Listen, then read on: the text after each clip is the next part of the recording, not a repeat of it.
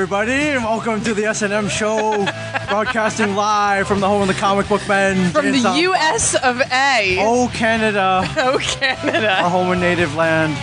I literally just stepped out of the car after about a 6.5 hour drive, and here I am. My name is Ming Chen, sitting across from me, champagne for breakfast with a wine glass in her hand. Samantha Quinton. I don't think everybody. I don't think this is a wine glass. No wine glass. No champagne glasses. Look at what I got for you, Samantha. I know you got me recycled 7-Up bottles apparently. Yeah. Now Saturday night, I'm sitting at the hotel bar, which happens to be a Ruth's Chris Steakhouse built into the hotel. That name bothers me. Why? A Ruth's Chris Steakhouse. It's just a little hard on the tongue to say. Don't you think so? Don't you know what the origin of the Ruth's Chris Steakhouse is? No, I have no idea. There was a place called Chris's Steakhouse. It was a huge steakhouse in St. Louis or some shit like that. And a woman named Ruth bought the rights to Chris's Steakhouse, and to separate it, she called it Ruth's Chris. Yeah, Steakhouse. that's like rough on the tongue though, don't you think? Like, where are you going tonight? To Ruth's Chris Steakhouse. Yeah, I agree. That's like I feel like in the vein of better marketing, wouldn't you want to go with the easiest name possible? Hey, cut the S, like a Ruth Chris Steakhouse. That would be better. That's not proper English. You are as a librarian, I'm just saying. As a studier of books. As a studier of books. Not proper English. A scholar of literature. And apparently Ruth's Chris is doing something right. Because she can charge freaking $150 for a freaking steak. I've never been there. I've just passed it. The one in Atlantic City. There? No, there's one in Atlantic City, and I walk by it all the time. See, this is what you gotta do. You gotta come with me to one of these cons, and then I can go to a Ruth's Chris Steakhouse. Yes, usually the Saturday or the Sunday of the con, you go out, you have a baller dinner. I would have taken you to the Ruth's Chris Steakhouse. Apparently you have these baller dinners everywhere. Now, yeah, so I'm at the Ruth's Chris Steakhouse hotel bar. I'm sitting around with some newfound friends, and a dude goes, "Hey, can I buy you a beer?" And I like the way you preface that, like a dude wanted to buy me a beer, not just like somebody wanted to buy me a beer, because then everybody listening would have been like, "OMG, Ming is accepting drinks from girls." Pray for Debbie. Yeah. No, dudes only. Dudes only. That's a little weird, but hey. If there's a lady at the bar, in my opinion, you should be buying her the drink. Exactly. Yes. Although I have been known to buy a gent a beer or two. That's why I podcast with you. That's why I'm friends with you. So you can buy me freaking beers every so often. That's true. Anyways, he hands me this. This is called the Steam Whistle. Steam Whistle. The pride of Toronto. One of the best breweries in Canada. One of the best breweries in Toronto. It's a little pale. And by pale, I mean it's got no color. Canada's premium Pilsner. Canada's premium Pilsner. It kind of almost tastes like premium. Don't make fun of the Steam Whistle. I'm not making fun of the Steam Whistle. Don't offend the whole country. I'm not offending a whole country. You're going to have freaking Bob and Doug on your ass. Who are Bob and Doug? Strange Brew. You never seen Strange Brew? No. Oh, well, you gotta see it. I feel like I should be watching that. You gotta see it. And the dude explained to me, listen, this is what they do. One beer and that's it. No freaking double IPAs, no putting So this is all they do? They only do one and they do it right. Oh, man. They in Toronto, their building is apparently awesome. It's right next to the Sky Dome, not the Rogers Center, the Sky Dome. Okay. Nobody calls it the Rogers Center up there. And it's this Dome? old, it's the Sky Dome. It's some old, brick building. And this is all they do. These bottles are apparently recycled 7-Up bottles, which I love. They look it? I freaking love that. Yeah, I like that idea. Yes. And I like the way it's in, a different language right here, too. Like beer. Oh, bière for the Québécois. Yeah, there you go. For the separatists. But the back is all English. Yes. So. Yeah. No, not. It's not the Stanley Cup up there, Samantha Q. It's the Le Coupe Stanley. Is it really? Oh my god! Did you see that? I sent you. I went. I had no idea what you were talking about. I was vaguely trying to follow your texts in the middle of my sleeping. I was in this ultra touristy area of Toronto last night. I wanted to check out. It's called Clifton Hill. I wandered into the Hershey store, and right up front were chocolate Stanley Cups. And I sent you a picture of it. Yeah, I didn't read what it was. I've actually seen those in a CVS, I think. Yeah. But in English. Oh, okay. Yeah, so they go bilingual. So I brought you Steam Whistle. Steam Whistle. It's God bless Canada. Now, Canada has this place called The Beer Store. Yes, which we've heard about. Yes. People have actually tweeted at us about the beer store. Why can't they have these in America? You go in, it's basically a big cooler. Okay. It's a big giant cooler. You go in there. They have touch screens showing you what beers they have. So basically, you're going in there. You're like looking on a touch screen. You're not seeing like what the beer looks like. They have some of it out. Okay. That you can grab, but a majority is in the cooler. Okay. And you go in and you find out what you want. You can buy a 6-pack, 12-pack, 24. And then you tell them what you want, and they go back there, or I don't even like go back there.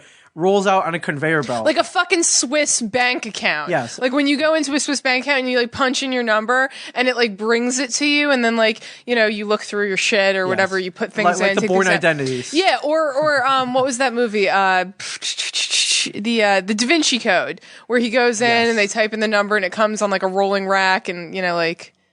Yes. That's awesome. This is more. I compare this to more.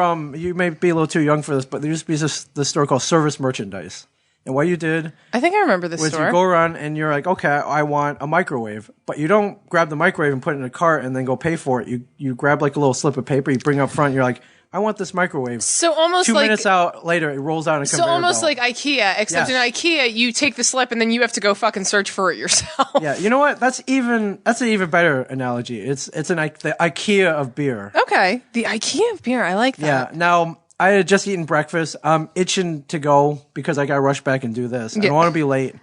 But I noticed across the street from where I'm having breakfast. Anybody who lives in Niagara Falls, I had breakfast at a place called the Flying Saucer, which looked like a flying saucer. I see the beer store over there. I walk over and I see it's not open until 10 a.m. It's about 9:40. So I'm like, all right, I'll hang out. Well, when you were texting me too, like I looked at it and you were like, oh, like, do you mind if we pod a little bit later? I want to go to the store. It opens at 10 o'clock. And I'm like looking at the clock. I'm like, it's 9:45. What is he talking about? And I'm like, is there like a time difference? I'm like, no. There's no time difference in Niagara Falls. No. And yeah, I'm like sitting there. I was really confused by that, but I decided not to address it and just let you go. I wanted to wait 15 minutes. I had a very strict timetable. And the beer store didn't. It was 9:45. Beer store didn't open until 10. So I chilled out for a little bit, and then I was like, "Am I going to look like some kind of drunk, like waiting in front of waiting at the door, the beer store, like waiting knocking for it on to, the glass? Yeah, waiting for the dude to unlock it." And no, I'm waiting there like. Other people were waiting with you? There are 15 people out there. Oh waiting. my God, 15? Like about 15 people. It's like a Monday. What is wrong with you, Canada, people? man. Canada. It's like a Monday. I could see that on like a Friday when like you need your beer before you get out of work, so you can go party hardy on the weekend. But like it's like a Monday. I don't know if they were buying beer, but at the beer store, what you do is there's a whole section with the touch screens. They have some beer out. There's a whole section where you return your empties. And I don't know if you get your money back or not. Maybe there's this deposit. Well, I was going to say, there's this thing. Is there a deposit? I don't know if there's a deposit. Yeah, return 10 cents. Oh, there's a deposit. So, like, I feel like we should just start saving all of our bottles and driving up to Canada. Right. That would be such a waste of money, but yeah. You could, yeah. You could do it in, like, Staten Island, apparently, too. Yes. You could. You could. So there are a lot of guys returning their empties from partying over the weekend. They want their that makes more back. sense. It's Monday and they want their money. Yeah, that makes more sense. So I picked up 12-pack of Steam Whistle. Yeah, with this like kick-ass all the way from Canada. This kick-ass like case with like a handle. Oh yeah. I've never seen this before. It comes in a box and there's like a built-in cardboard handle where you reach in and you pull it up and anything to make it easier. That just sounds dirty. I like reach in and pull it up. I love Canada. Love Canada. So I'm a little loopy right now. Rush back. Pretty smooth trip. The only thing that happened was I didn't really. We all drove up separately. Yeah, that seems like such a waste of money to me. Little background: you called me on the trip up. Yes. What day was that? That was Thursday. Mm-hmm. Was I off from work? Yes, I must have been because I obviously picked up. I'm like sitting on the couch watching TV, and like my phone goes off. What were you wearing? What were you wearing? I'm just don't answer. I was wearing Hollister pants that I sleep in and a tank top. Okay. Just trying to paint a mental picture. Yeah, don't answer I was like lounging. I had like my fruit and my cereal that I eat in the morning and my coffee, and my phone was face down, like I usually keep it, and it starts vibrating, so I know it's like a phone call. Mm-hmm. So I pick it up, and it says Ming calling, and I'm like, and you even said it, like we've been friends for like 2.5 years now. I don't think you've ever like called me once. Right, and you've never called me. Yeah, that's just how things are these days. It was like a shocker. I was like, what the fuck is Ming calling me for? Does he want a podcast? Like I was like, I have in trouble. I was like, I have no idea what this is about. So I picked it up. I'm like, hello. Yeah. And then you were telling me how all four of you, Yes. well, presumably, Yes. were taking 4 different cars. I'm like, that seems like such a waste of money. It does. But I am also of the idea that like when I go somewhere far away from home, I like to have my car with me. So like if I have to escape for some reason, Right. or if the world is in like peril and it's like Armageddon and I need to like get my ass out fast, Right. I have my car and I can leave whoever behind. Yeah, Whereas, leave you know, them behind. I don't have to like, you know, hijack a car. I leave no one behind unless they want to be left behind. We'll put it that way. And we did all drive out separately. Mike brought his family up. Walt brought his family up. I did not bring my family up. It's not for that reason. My wife teaches a school. My kids are in school. She didn't want to pull them out. She couldn't. Yeah, I take was any gonna more say that's days kind off. of like weird, like to bring your family where you're like where you're podcasting, where you're like at a con. I mean, to be You know, honest during with the you, school year, like you know. And to be honest with you, like I would love to bring my family to the cons, but the thing is like you're at the con the whole time. Like they have to go. And Well, I was to they say have to like go entertain themselves. yeah, I was to say like basically. I went to 2 days of New York Comic Con Yeah. 2 years ago, and like after like the first day, I'd kind of seen everything. Right. So like Yeah, you know like comics. yeah, like I mean that was the thing. Like I had kind of seen everything already, and I was hanging out there because I was there with other people. So you know, but like after like one day, I was kind of like, what am I going to do on day 2? Right. So So I could see that. that's why my family wasn't there. I could see that. Pray for Debbie. Hashtag pray for Debbie. Hashtag pray for Debbie. Yeah, I mean you're literally there all day, so you know they gotta go and entertain. It's the end of the school year. So It's your the name end of the is- school year. They need to be like smart little Asian children getting like A pluses Oh and yeah, saving the super world. super A plus. Yeah. Yeah. Yeah. So yes, I did call you. I actually potted my journey up. Yes, you did. And I That should intended- come as a shock to nobody. Right. I decided to kind of document it. And I was going to cut it on Friday, and I just ran out of time. So it'll be up this week as Friday's Smart Coast morning show, which me and Mike didn't do because we were traveling on the way up. Exactly. Yeah, but man, good trip. You ever been to Niagara Falls? No, I've never Is been it to on it. your list? No, not really. Okay, it is a environmental earthly wonder. An earthly wonder. It is very powerful seeing it. I've been there a couple of times before as a kid. My parents dragged me up there. I was going to say, back when I was in marching band, my sister, It's one time at band camp. Yes. yes, my sister, who's older than me, she was obviously in marching band before me, and one of their trips was to Niagara Falls. Oh.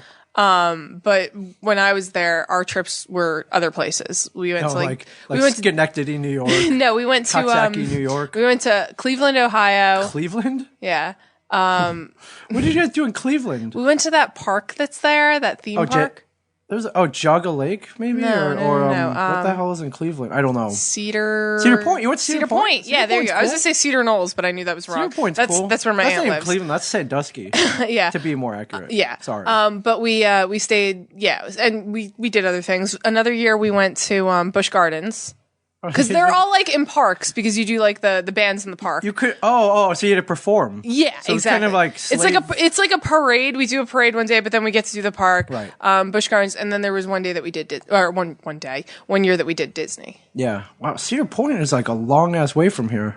and we took a bus. Oh my god, it was terrible. This is before like smartphones. Oh yeah. No. Portable DVD Yeah, I players. pretty much like I was dating a kid in band at the time. Actually, no, course you were. That's I wasn't. bands I are wasn't cool. dating him. Actually, Bands, all the band. I wasn't dating him. He asked me to be his girlfriend, and I said no.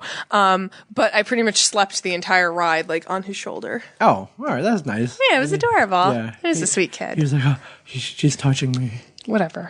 I also got trapped in an elevator with 20 people for an hour and a half. So An hour and a half yeah.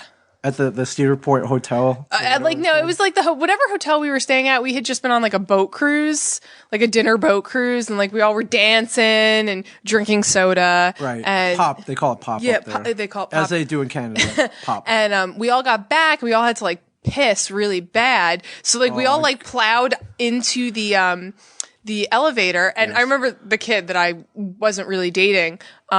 He like looked. I was like one of the last people in, Yeah. and he like looked and he's like, "I'll take the next one." And we had there were 19 people in like a small elevator. Tuba players? 19 people and one baritone. Somebody was holding their baritone. And we were on the 9th floor. We made it to between the 7th and the 8th floor, and the elevator got stuck. Yeah. And we all thought we were going to plummet to our death. It was like bouncing up and down a little bit. A little bit, actually, it was. And, one girl she was like claustrophobic. Oh, man. So she was like panicking. Right. And then you had one kid in the front who had like low insulin or something. And he was just like, my insulin. Well, he even said, he's like, if I pass out, you guys like, do this to me. And we're like, that's not helping the situation. Right. And obviously the kid couldn't hold the baritone. So that we had to like shuffle around and people were standing on it and this and that. Right. If I go into a diabetic coma, this is what you should Exactly. So an hour and 15 minutes later, the elevator doors opened, and needless to say, our band director said that there was no curfew that night. We could all just like spend the entire night wherever the hell we wanted. Right. Yeah. There's nowhere to go in Cedar Point, so you guys were pretty safe. Yeah. Wow. So yeah, an hour and 15 minutes. That's horrible. In an elevator. Yeah. That's horrible. Yeah, it was terrible, but.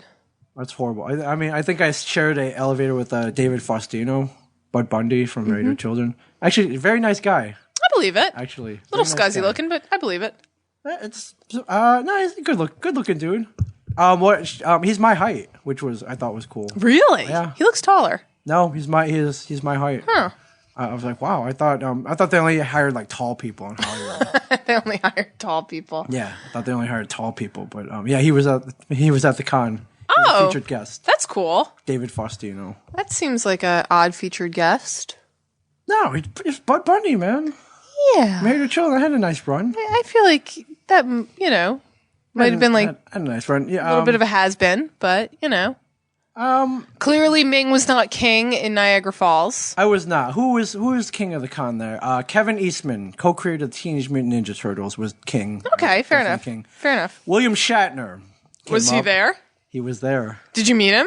Or is like William Shatner's above your pay grade? When you almost elbow somebody, is that count as meeting? Because I almost elbowed him. You almost elbowed him? No, that doesn't count as meeting. He was a Sunday only guest, and he was the king of the con, even though he only came for one day. And William Shatner's like the king of everything. Sure. Oh, he's Captain Kirk, man. Like, I'm no king. I never piloted it. I never captained a starship. It's true. I didn't kiss Nichelle Nichols. Well, it's true. If that was a litmus test, I guess your daughter isn't the chick from Brian would be king if that were the case. From your daughter isn't the chick from Big Bang Theory. No, because they do the Priceline commercials together now. I was not in 6 or 7 or 8 Star Trek movies, however many he was in. It's true. But what happened yesterday? So it was his table. And then Marina Sirtis's table, who was in Next Generation. I believe I don't watch Star Trek, but she was the brunette from Next Generation. And then it was us, and then Sylvester McCoy, the Seventh Doctor. Yes, you're a Doctor Who fan. And then there's the door, like the secret VIP door. Yeah. So he would come in and out of that door and come behind us to get to his table. Nice. And one of the times he was coming through, like I was gesturing, and like I almost elbowed him. I came within millimeters of elbowing him. He did not look happy. Well, I imagine he's probably a grumpy person. Yeah, and then he kind of looks it. And then he had to this dear who came to help us out. Her name is Karen. She was a volunteer, and she came. She was helping our table out specifically. Love her, Karen. If you're listening, big shout out. Her 89-year-old father came out. Oh God! To the con. He's a firecracker, real energetic guy. Fought in World War II and the Korean War. He came out, so he was sitting behind our table, and William Shatner had to go around him, and William Shatner shot him a dirty look. Wow, William Shatner being an asshole How dare you be in my way? And then I think he saw the hat. He was wearing a hat that said Korean War veteran, and I think he felt bad. Yeah, William Shatner being a dickhead.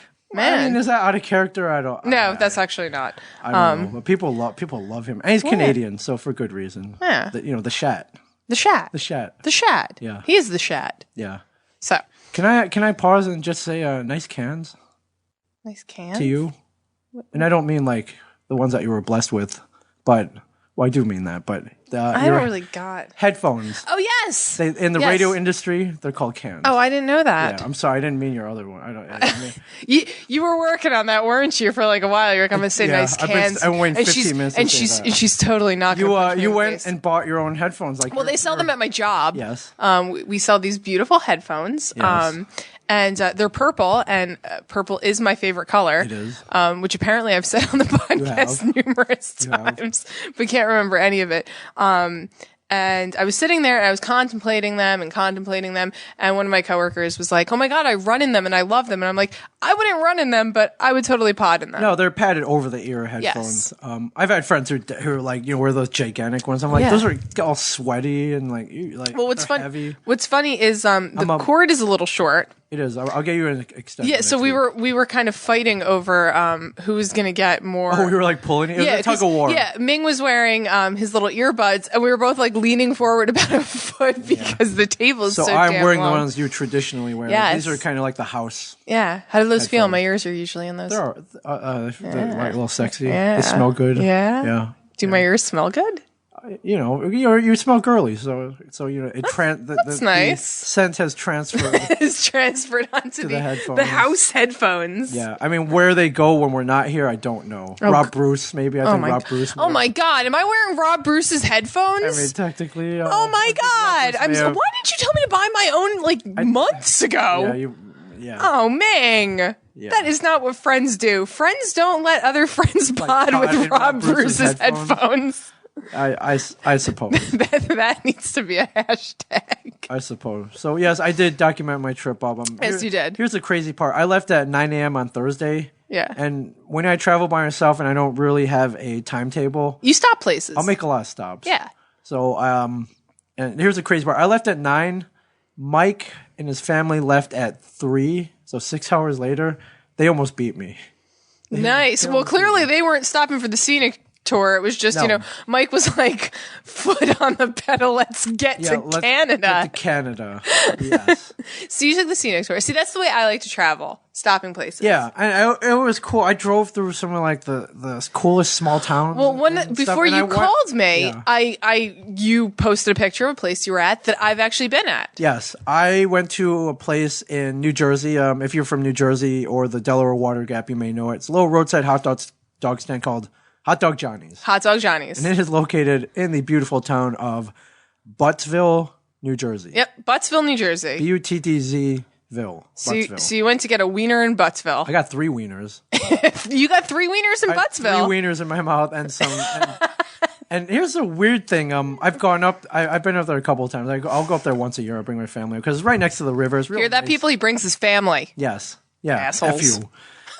So they only serve 3 things: hot dogs, French fries, and beverages, which consist of either birch beer or buttermilk. Yes, it's very weird. Buttermilk doesn't go with anything. It's like a weird place. It's like a really sour, very white substance.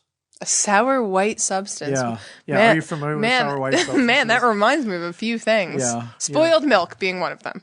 It kind of does taste like spoiled milk. Like if you didn't know, you would spit it out and be like, "This is spoiled milk." I know it's buttermilk.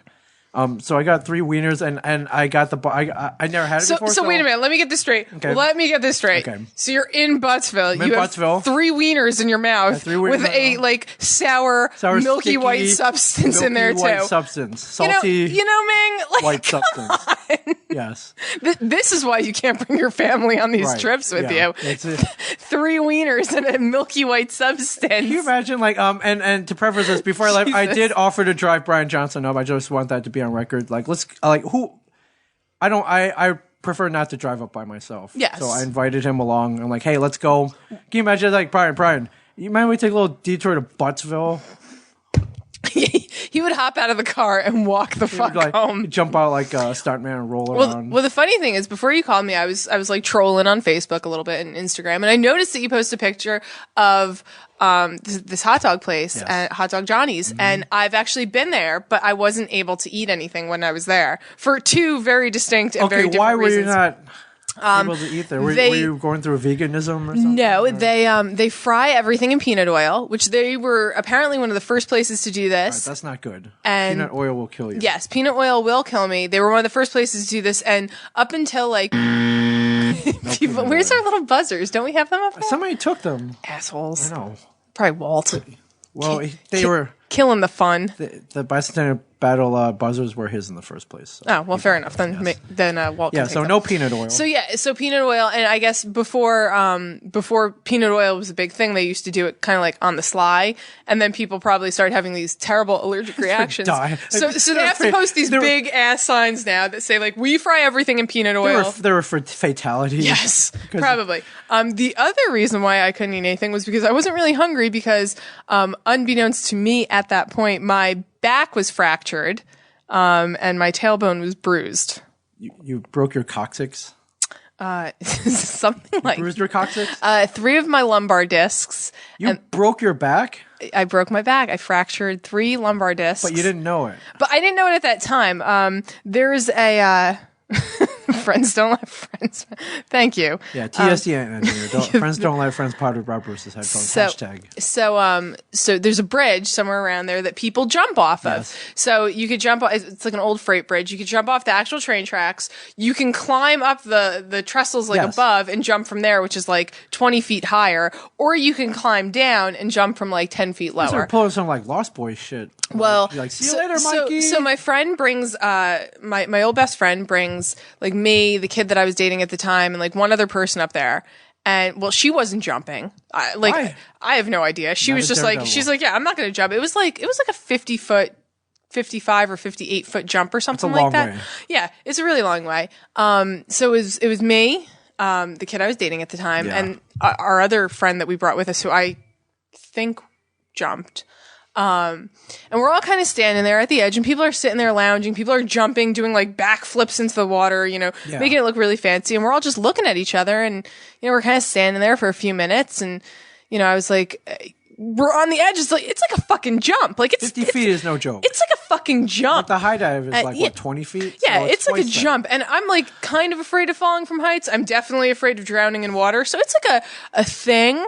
So I look at, the kid I was dating, Charlie, and I was like, are you going to jump? And he's like, and I look at the kid that was with us. I was like, are you going to jump? And he's like, yeah, eventually. I was like, well, fuck it. If neither one of you are going, then I'm going.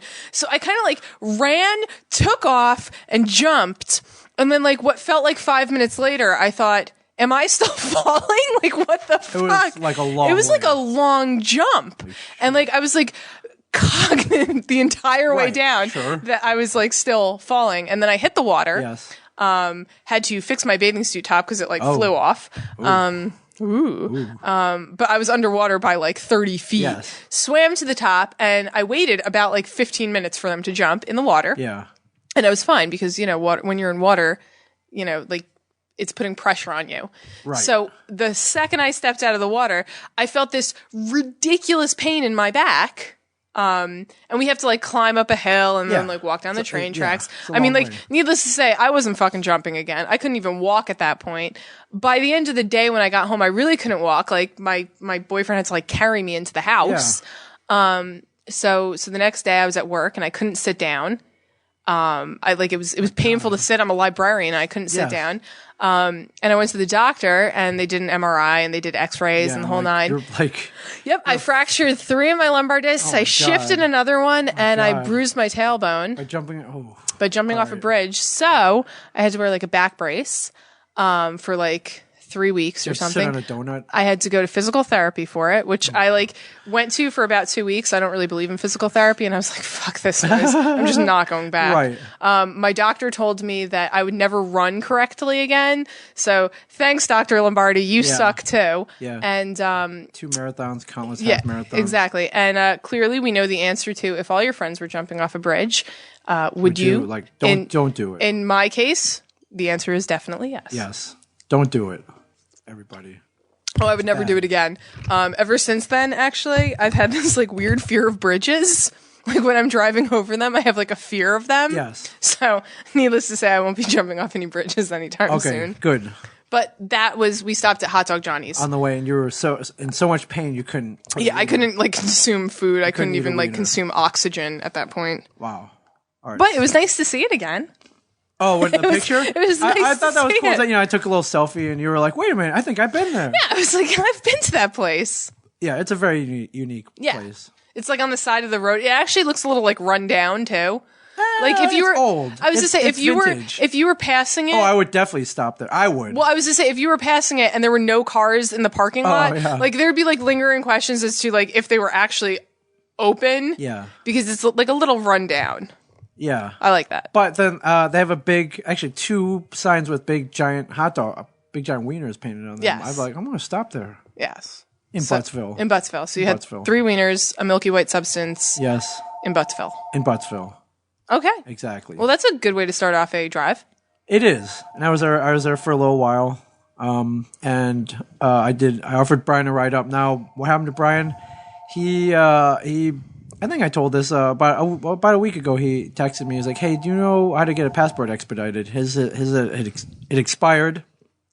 So I'm going to throw this in there. How long have you guys been planning that you were going to Niagara Falls? 6 months. Okay, I was just wondering how Booked long. this con in September, Okay, I believe. I was just wondering. 2013. Just wondering. And he was like, "Shoot, man, I thought this con was on the New York side. There are, Yes, there are two different sides to Niagara I Falls. understand. That's an honest mistake. Although you could have Googled, perhaps, or texted me, or Walt, or Mike, say, "Hey, man, what?" Or maybe just be cognizant of where you're going. Do you know what side this is on? I don't need an updated passport. But you can get an expedited passport. You can. There are 2 ways to do it. You can pay an agency like a ton of money and send out and get one. Or you can go up to any of the main various passport offices, like at 7:30 in the morning, wait in a short line, and get one within 2 hours. Yes. The latter I suggested to him, as I'd heard people have done that. Yeah, I know people who've done that. he chose- You have to know like a lot of information though, because they really quiz you. Sure. Like you have to know like your mother's maiden name, Right. and like so it's more information than if I were to go. It's a lot. If I were to go to get a passport now, like obviously I'd have to answer questions, Yeah. but it wouldn't be as detailed because they would have time to kind of like background check me. Right, but he already had one. Yes, expired, exactly. that So made it would that be, it would make it faster. easier. Yeah, he chose the after, which is like pay out of the ass option. Obviously. And the passport was due to arrive that day that I was leaving. So actually, it was supposed to arrive the day before. Yeah. And I guess the FedEx had left a note, but he didn't because Brian never saw it. He was home when they were. Now this is all like hypothetically. I'll take his word. Okay. I'll take his word for it, Okay. There's no reason not to. But apparently FedEx had been there while he was home and he never heard the knock. They never left a thing, so he tracked it down and they're gonna send it the next day. And I'm like, well, I text him like, listen, I'll wait till you get your passport and then we'll drive up. He's like, no, just go. I'll get it and I'll drive up tonight. I'm like, all right, I'll see you up there. No big deal. So apparently the FedEx guy did come, and he gets the envelope. He's like, all right, great, got my passport. I can go. He opens it up. Inside is not his updated passport. It is his expired passport with a note inside saying that there was insufficient documentation. They could not process it. Sorry. And so... So you get the phone call. I get a text explaining all this. He's not happy. And he says he does still have the option left, which was the one before. Option 2, just go to the passport office the next day, wait in line, and get it within 2 hours. And then drive up. Be a day late, but still make it for part of the So con. I'm like, all right, I'll and he said he was going to do it. So I was like, all right, go ahead. I'll see you up there. I'll let you know. I'll let him know you probably won't be there on Friday. But Friday's kind of... Yeah. Friday's Friday. Like Saturday and Sunday are like the days. Saturday is the day you want to be there Yeah, for. exactly. Yeah. So I'm like, all right. So, yeah. So that sucks. Okay. And then, I relay this to everybody else. You'll hear the reactions on the podcast I'm about to cut together because I did call them. Okay. So to get their reactions. Okay. So yes. So no Brian there. No Brian. Yeah, no Brian there. So I'm driving. But you're expecting him the day after. Yes. Okay. Yeah. Yeah. Meanwhile, I'll make a whole bunch of other stops in little towns, and I'm making phone calls and talking to people. When I hit Buffalo, which is kind of right over the border, I stopped at another hot dog place called Ted's. Hey, you had a lot of wieners in your mouth on the ride up. And this was a foot-long wiener. It was big, 12 inches in my mouth. 12 inches in your mouth. It was good. It's 12 inches, and Ted's is known for their charbroiled hot dogs and there's secret sauce. So So you had another wiener in your mouth with more sauce. Secret sauce. Secret sauce. Got it. Yeah. I want to keep track of how much meat was actually in your mouth and how much splooge might have been. Yeah. So big shout out to that's maybe my favorite place in Western New York, Ted's Hot Dogs. Okay. Yeah. Yeah. I've never been to Buffalo. The furthest I've gone is to Rochester, which is... You were almost there. Right down the road. Exactly. Yeah. It's right down the road. I mean, I was only going to Rochester. Like, it wasn't like... I was like, oh, I'm going to go to Buffalo, and then stopped in Rochester and turned around. Rochester is home of a magical thing called the garbage plate. Now, what's a garbage plate, you ask? It's the thing you get at 3 a.m. when you're drunk off your ass. Yes. It's like hot dogs, more hot dogs, like... More meat in your mouth. Gravy, beans, and like all this like... fried food. Yeah, like on one plate. Yeah. You just scarf it down. Yeah, so I've been to Rochester, but Buffalo is right down the road. Yeah. So it's at this point I get a call from Mike. He was like, I'm almost there. I'm like, what the hell are you talking about? You left at 3. He's like, yeah, and I look at my watch and it's like 8 o'clock. So it's almost 12 hours after I left. But like I said, scenic route. Scenic route, exactly. Scenic route. Live a little bit. Yeah. So I'm all filled up. Now I go to the most stressful part of the trip, in my opinion. The border crossing. Well, that's clearly because you were carrying about a kilo of Coke and little balloons inside your ass. Yes. Okay. I just wanted to make sure we were on the same page. And I had all those hot dogs I ate, like, exactly, ready to push it out. Yeah, exactly. So you had meat in your stomach. Yeah. I mean, my colon was distended. There's no. I was squeezing my cheeks together trying to keep that shit in. And it's nerve-wracking. Exactly. And the dead body in your trunk. Yeah, Let's not discount that. I don't know why it's so stressful. Like, I haven't done anything. I don't have a criminal record. Well, that's like the same thing. Whenever I apply for a job and like they call me and they're like, oh, like blah, blah, blah. The next step is like a background check. I always like hang up the phone. And I'm like, oh my God, they're doing a background check. And then like I stop and I think, oh wait, I'm not a fucking criminal. No. Like, but it's just like I hear the words background check and I like freak out. Yeah. It's like that momentary lapse where I think I've murdered somebody. Yeah. I think you told me you got arrested. That's a story for another pod, I believe. So. I got arrested because I had a suspended license. Okay. That doesn't show up on a... Save it. Well, that's for another... show up on a background check. That's for a whole nother pod. Yeah. They want like felonies, not traffic incidents. Arrest is an arrest. Like, no, it's like... They put the hardware on you? They put the hardware on me. Arrest. But no, it's not like a real arrest. I mean, I have mug shots, but it's not like a real arrest.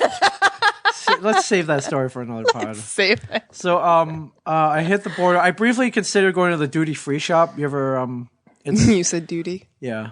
I guess since you've never been in, have you been across any border? No. So there are these things called duty-free shops where it's all alcohol and cigarettes, and it's like tax-free because it's like on the border or some shit like that. Oh man! So you could pick up, like I like bourbon, so you could pick up a liter of Woodford Reserve for $35, which like here it's like $50. Yeah, exactly. It's great, and I think I don't stop there. I'm like, let's just go. No more stupid stops. Let's just get over there. Stop clowning around. Let's go. So I go over it's called the Peace Bridge from Buffalo to the Canadian side. And I get there and, the border guards, they don't mess around. I think that's the most stressful part. They're like fucking serious about their jobs. If they don't if you give them any indication that any ounce of suspicion or they don't like you for some reason. They wouldn't like me. What happens is, they drag you out of your car and beat you to a bloody pulp. Almost. They make you pull over and they basically rip your car apart and take everything out, make sure you don't have any contraband, and they grill you, and it puts you back, your timetable back by a lot. But your timetable was already like stretched because not really. You've been fra-la-laing around the country. Really have a goal. So I get out there, I have my papers in order, my passport out, and the woman asks, it's 4 questions. Where are you from? Eatontown, New Jersey. Where are you going? Niagara Falls Comic-Con. And then what the hell? And what's your business in Port Royal, Mr. Smith? Yes, exactly. I think like, how long are you staying? 4 days. And where are you staying? And that last one I stumbled a little bit, so I was like, where am I staying? I was, the Sheridan in Niagara Falls. And all right, you're right, go on your way. Not really grilling. Yeah. Like, if you look at it, it's pretty easy questions. Let's say, let anybody in. But who wants to defect to Canada? Well, I actually, peacetime. I was going to say, I want to. No, I love Canada, but in peacetime, I actually had two two friends, the kid that I was dating at the time of jumping off the bridge, Yes. and the girl that brought us up there. Yes. And both of them were actually at the same time banned from Canada. DUIs? No. Oh, if you get DUI, yeah. If you get a DUI, you can't get into Canada. You have to like fill out all sorts of like fucking paperwork and get like a temporary citizenship Yes. because like it's like a felony up there. Yes. If you get DUI there or here. Yeah, exactly. If you Like get if one you've here, ever had one in your life. I think you're banned for 10 years. Well, something like that. well, I that's think the one of thing. our listeners is banned. Nice. I think is it I think Tekan, I think. I think he speak up. I know one of you guys got banned because you got a DUI. It's almost expired, and that's why he couldn't come to see us at the con. I felt bad for Well, him. I was going to say, I mean, hers was, I guess they asked her where she was from, and she said, like Colonia, because that's where she was from. And then I guess they asked her, had she ever been arrested for like whatever way they worded it. She had been arrested for something else, but they didn't word it that way. So they pulled her into the office and they're like, we asked you two questions. One was where you're from. And you said Colonia. You were born in New Brunswick. And she's like, yeah, I was born in New Brunswick, but I lived in Colonia my like entire life. It's like, all right, you know, so that was like the first one. Exactly. And then they asked her, and we asked you if you were ever arrested for this, which was like what she was arrested Yes. for. And she said, no, you asked me had I ever like committed this sort of crime, but had you said if I was ever arrested for embezzlement because she was stealing from her job, I would have said yes. Right. So like the way they worded the questions, and they like booted her out of the fucking country for 10 years. And why Charlie was banned, I have no idea, but he was a menace to society. So I kind of just assumed he fucking killed somebody. Yeah, I think that's the nerve-wracking part. They could be like, no. I mean, they literally could just be like, no, you can't go. Yeah. And I was like, dude, I gotta go to the freaking con, man. You're Ming Chen. Featured guest. Exactly. Ming Chen. But easy trip over. So I get in there, and you're kind of driving through, and you pull off to the exit for Niagara Falls, and you don't see much. And all of a sudden, it looks like the alternate 1985 from Back to the Future. Like Biff's Casino. It's all like, and I don't remember all this the last time I went, which, granted was years ago, but it's like casinos and neon, and it looks like Hollywood Boulevard threw up on kind of an amusement park. There's like a Ferris wheel and like observation towers, and I'm like, I don't remember all this. All this shit. And yeah, I get in there. It's and I'm looking around, and the downtown area is like, it was almost kind of like my worst nightmare. Like, like I hate chains and touristy shit. Yeah. Like it was all like Applebee's and TGI Fridays and all like touristy shit. And I'm like, all right, my goal here is I'm gonna find like where the locals hang out. I'm gonna find like the freaking hole in the wall. Yeah, I'm gonna find out where the real Canadians hang. Yeah. But it was cool. Like I crossed over that bridge, they let me in, and I swear every time I've gone to Canada on the QEW, which is like their main like highway, it's always like this beautiful like Canadian sunset. Every time I cross over, it's very romantic. By yourself. By myself, yes. By myself, granted. Yeah. So I get there, I check in, I park the car, and I'm like, I'm here. Like, let's see these falls, man. I want to see the falls. So I walk down 5 minutes, and I see falls. I see falls. Like, wow, that's really cool. I hadn't been there in a while. I was like, wow, that is really majestic. Like that looks a lot smaller than I remember. And I was looking at the wrong one. I was looking at the Niagara Falls, which is a big one, and the Horseshoe Falls. Okay, so you're looking at the Horseshoe Falls. I'm like, wow, there's a lot. Like, I thought maybe I just got old, or And I was like, oh, there's a lot things look tinier. smaller. And then I keep walking to my right, and then you see like the falls. Then you see and them. at night they light them up and shit. Yeah. You sent me a picture. Yeah, it's very romantic. It was very romantic. Very, your picture just made me weep. Oh, with romance, or with romance and love, and I was just like oh my god, it was beautiful. Little hearts and shit. And then meanwhile, I get a call from hearts and shit. I get a text from an old friend of mine, Jeff, who used to book Kevin's Q&As. Okay. And he's like, "Are you in Niagara Falls?" I'm like, "Yeah, why?" He's like, "I'm here too. Like, I'm throwing a party. Like, come meet me at." And this is awesome. He's like, "I'm like, party? What kind of party?" And I'm like, "What the hell are you doing here?" He like does like college activities, and that's what he does, like the college activities board where they book guests. He's like, "I'm throwing some kind of recruitment party. I'm with a bunch of college kids. We're throwing a party at 12:30 at night. Come on up. Let's get a drink. Let's have some fun." I'm like, college party? All right. I'm there. So you traded in 13-year-olds for drunken college kids. Pre-college kids. Did I mention the drinking age in Canada is 19? No, you did not, but I knew that. So I believe these are mainly kids, a lot of kids from the U.S. who are like, wait a minute, I'm 19. I can drink here. Yeah, I'm gonna. I go a little crazy. So you went to I went to the party. So you went to a college party. Yeah. This is definitely like a big hashtag pray for Debbie. Ming was at a college party. My friend college Jeff was there. party. And I get into there's party rooms all set up. There's a bar. And on the table, I see there are a whole bunch of headphones. I'm like, what the hell is this? He's like, this is, we call this a silent dance party. And I'm like, what the hell is that? So apparently there's this new college kids got weird rituals these days. I see this perhaps sweeping the country. Now, this is what it is. It's called a headphone dance party. And when you walk into the venue, everybody gets a set of wireless headphones. And out on the dance floor are 2 DJs. So on the headphones is a button. You can switch between DJ 1 or DJ 2. And so it's kind of cool. You can choose which DJ you want to listen to. So you could be dancing with somebody, and they could be listening to DJ 1, and you could be listening to DJ 2. To, like Katy Perry's Fireworks. Yeah. And the other person is listening to, like Notorious B.I.G. or something. Okay. Yes. Or, or like that All I Do Is Win, Win, Win song. Everybody put or like Shots. Yes. Yeah, or Shots, yeah. But I thought it was cool. So, I had mine on and off, and, like you can hear one half of the room singing to one song and the other half singing to the other, but everyone's having like a good time. Like I didn't know how it was going to work. Like, it was kind of weird. So you were at a silent dance college party. Yeah, but like everyone was getting down. They were having a good time. And I did you get hit on by college girls? No, I think who's a creepy old man in here? Like I thought this was like, who the hell is this guy? That reminds me of days when I used to like go clubbing. Yeah. There'd always be like that creepy old person that like tried to dance with people, and like you would like you would need to like get like rescued by some like handsome man. Right. And so I'm sitting there on at the silent dance party. Now I actually like this thing a lot for 2 reasons. One, if you wanted, say if a girl did, she did take an interest, or maybe you take an interest in a girl, you want to talk to her, take the headphones off, you can actually talk to each other. You don't have to yell. Oh yeah, true. I didn't even think about that. Like, you'd actually none of be that able bullshit. to talk to. You can actually talk. 2, like I was, observing the room, and depending on what song was playing, you could see a shift because people would start singing along to the song. Mm-hmm. And if it was a good song, the whole room would switch over to say channel A. And I thought this was cool because if I was a DJ.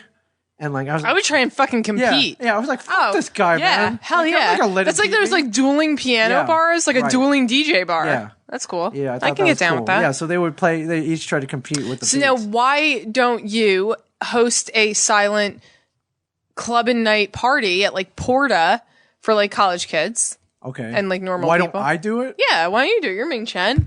You have like your white folky karaoke thing. That was cool. Yeah, why don't you have fun. like a silent dance party? No, there's a significant... I think that shit would be like great in Asbury Park with all those like hipster kids. Oh my god, they'd probably get like so behind that. Well, here are the 2 problems. One, there's a significant headphone investment. These things are not free. It's true. It's problem number 1. It's true. Problem number 2 is you gotta sit by the door and make sure people don't walk off with them. True. So, yeah. So you need some capital. But I thought it was a cool concept. Okay. I also think it was cool that I was there for like 10 minutes and I got invited to the coolest party in Niagara Falls. So, yeah. Ming Chen.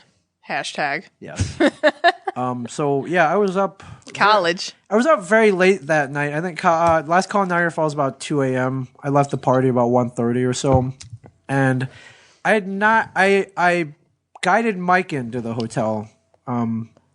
For some inexplicable reason, like how do you, if you don't know where you're going, how do you get there? What do? You punch it in your Maps app, right? Yeah. And you follow the GPS. Yeah.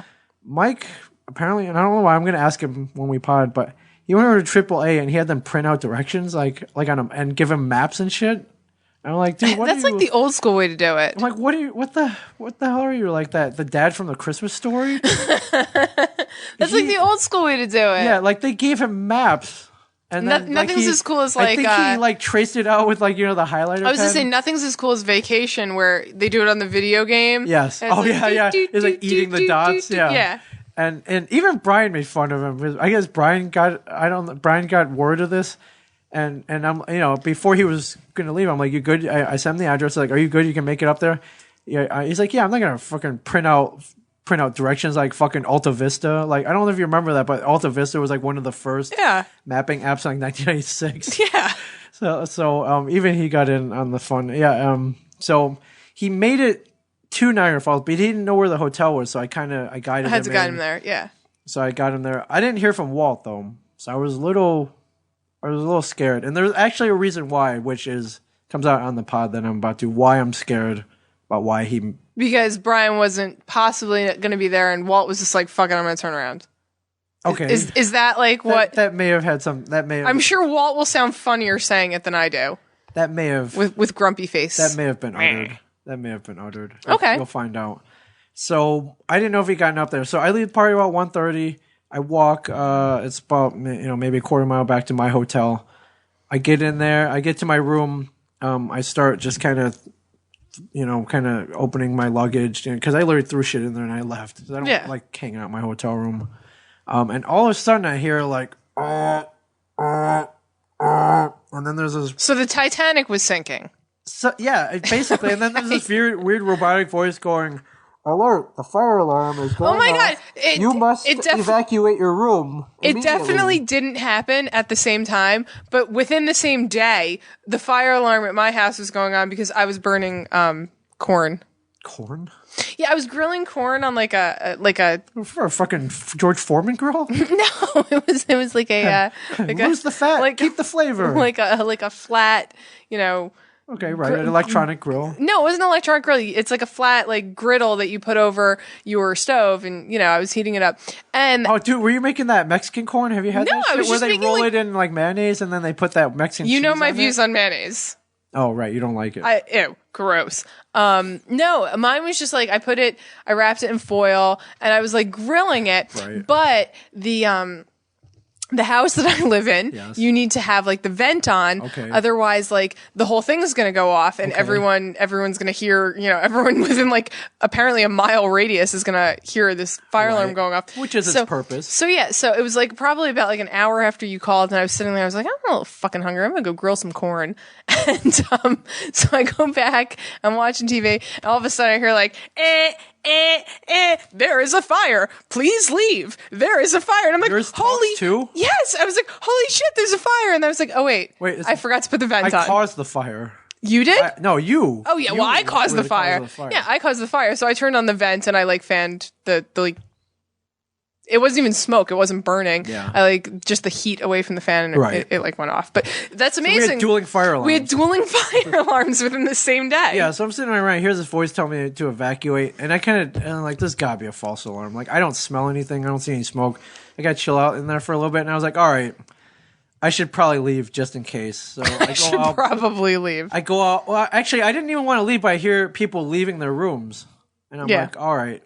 And so I follow them down the stairwell. And the funny part is, like, I had just gotten in from partying. Yeah. They had been sleeping for X amount of hours, so they're all grumpy. They're half asleep. I'm looking around. I'm like, what's the big deal? Like, I don't get it. Like, why does everyone look so miserable? I've been up for hours. Yeah, I've been freaking partying all night. Like, that's how you do it, man. You don't go to bed at freaking like 9 o'clock at the night. That's so I go downstairs. I get in the lobby.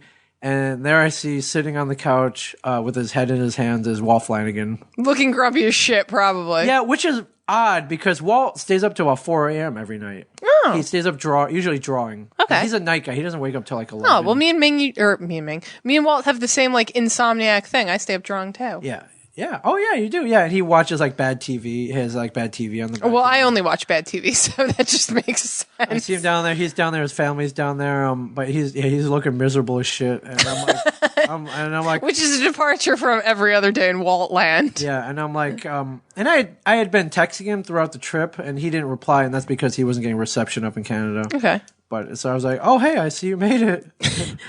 I was just at a college party. Yeah. And I was like, why are you looking so miserable? You had to have been up right now. He's like, no, I was tired from the drive. I went to sleep. He said like doors were slamming and shit, and he couldn't sleep soundly, and then the fire alarm went off. So needless to say, Walt is never going on another trip ever. Not off to a good foot. Yeah. This trip. Your first night you get woken up, and it was a false alarm, by the way. Except apparently they were doing construction, somebody tripped it. Nice. Good for them. So they send everybody up. Me, meanwhile, I was about to go to bed, and now I'm freaking starving. So now you're like, I'm going to go find another college party. With food. Exactly. I'm starving. Exactly. College party with food. I'm starving. Now, mind you, it's about 2:30 in the morning, and I'm like, please tell me there's like some kind of 24-hour or something around here. And I didn't want to drive, so I was like, and I'm looking around. I pull up my phone, and I realize there's a casino right across the street. And I'm like, dude, degenerate gamblers need to eat at 4 a.m. I need to find where everybody goes. I find out there are 2 places open at the casino. There's some kind of deli, and then there's some kind of like Asian noodle bar. Well, obviously, being an Asian, you would go to the Asian noodle bar. Noodle bar, but I went and checked out. There is a place, an Asian noodle bar. I believe it's at the Borgata, maybe. Wait, hold classic. on. I'm trying to think. The Borgata. It might not be at the Borgata. One of them, like Caesars. It's somewhere. Trump. That like we were all starving, and it's a noodle bar, but it's called Rim Job. Yeah. Is it really? Yeah, it's called Is Rim it really Job. called Rim Job? And I'm not sure if like the Asian people that run it know what that means. Right. It's like English. Yeah, like something like Is it that. really Like called Rim Job? yeah, it's called Rim Job. And that's like literally we were walking by and we were like, thank God this place is open because we want to eat at the Rim Job. Yeah, I'm gonna dine at the Rim Job. Yeah. I'm gonna have a rim job. I'm gonna Exactly. perform a rim job. Exactly. I'm gonna rim I'm job. gonna put some Rim Job in my mouth. Yeah. So you found a hidden casino noodle bar. Yeah, well, I went to the deli and it looked really depressing and shit. I'm like, all right, I'm gonna go find the noodle bar, but I can't. I'm wandering around the casino. It's like real, like stimulating. I can't find this thing. Stimulating. You know, with all the lights and shit. Like I'm about to get epilepsy and like I can't find it. So I start asking the staff. I'm like, hey, because I looked it up online and it said there was a noodle bar here. So I'm like, hey, dude, where's the noodle bar? They're like, we don't have a noodle bar, but the deli's open. I'm like, huh. All right, maybe it shut down or something. So I'm just wandering at this point. Starving, I'm wandering, like disoriented. So the people who worked there wouldn't tell you where the noodle bar is? They didn't know where it was. They didn't know. That's like weird. Yeah, right? That's like a little weird. Right, so I'm wandering around, and then all of a sudden I wandered through kind of this high roller area with like, it's like $100 per end poker. There's like Baccarat, like all that James Bond shit. And like big-breasted women dancing on tables slowly. Oh, I would have played then. I would have not played some tables. Obviously. And then I turn this corner and I see like this red lighting, like red mood lighting, and there it was. This Asian noodle bar hidden in the high roller area that nobody would tell me where it was. Nobody would tell you where it was. You would think that they would like kind of try and like pimp the noodle bar to like pimp the high roller section a little bit. But maybe they want to keep the riffraff out, which I understand. So true. They saw like an Asian and they're like, if you're a real Asian, you'll find the noodle bar yourself. And I go in there and there are dudes back there like cooking noodles and shit. And I look at it's like hours open until 5 a.m. I'm like, jackpot. Bing. And I go in there. I see Asian people like chowing down on lobsters. So I'm like, all right, I found the right place, man. There you go. I just wanted the cheap noodles though, so I sat down. I got that. So you got your cheap noodles after your weird college party. Noodles after drinking Molson's at the college party, and then I called it a night. It was very late though, but that's like my first night there. Hell yeah! Hashtag college. College. Thank God for college. Yes. Oh, did I mention that I had to be up so it was about 4:00 by the time I went to sleep. Okay. Did I mention I had to be up at before 7 to do live TV with Mike? No. Oh, okay. Well, we had to. They kind of asked Mike and I if we would do live Good Morning, like a morning TV show, whatever the big morning show is in that part of Canada. Yeah. If we would arrive at the kind of 7 a.m. to do it. And I'm like, yeah, sure, not knowing that I would be looking for Asian noodle bars and false fire alarms and all that. So not knowing there'd be like college girls and cheap noodles and like chicks dancing on Baccarat tables, rim jobs, and all this shit, all this crazy, all this nonsense. shit. So I got 2 hours sleep. I get up, I meet Mike down in the lobby. We go there, and we get to the convention center, and I guess they asked all the other celebrities to be there too. So we meet Ernie Hudson from Ghostbusters. Nice, the forgotten Ghostbuster. He shouldn't be though. He was like, Ray, if someone asks you if you're a god, you say yes. Totally. I thought that was. Yeah, I guess. I thought wasn't that? I thought that was. I didn't think that was him. Maybe I'm wrong. I didn't think that was him. I thought that was. Maybe it was Egon, or maybe it was Bill Murray. I thought it was Bill Murray. Yeah. Anyways, one of the freaking Ghostbusters. I'm sure somebody will tell us who the fuck it was. Ghostbusters was there, man. So that totally cool guy. Tracy Gold from Growing Pains. Some of the old time wrestlers were there. Axe and Smash from Demolition, the Killer Bees. That was when I was watching wrestling. Yeah. And then we meet Claudia Wells, who played Jennifer Parker, Marty McFly's girlfriend in the first Back to the Future. And Does she listen to the podcast? I think she may now. Okay. Yes, because we became good friends. Well, there you go. She was very friendly. It's cool when you meet people and immediately they start they interact. So she was this con's Ming Na. Yes. Yeah. Okay. Yeah, she was really cool. And then it's weird, man, because you who knew watching Back to the Future in 1985 you would actually meet that girl one day. It's true. You know? It's true. I can see that. It's crazy. I can see that. And that she would be super cool. Yeah.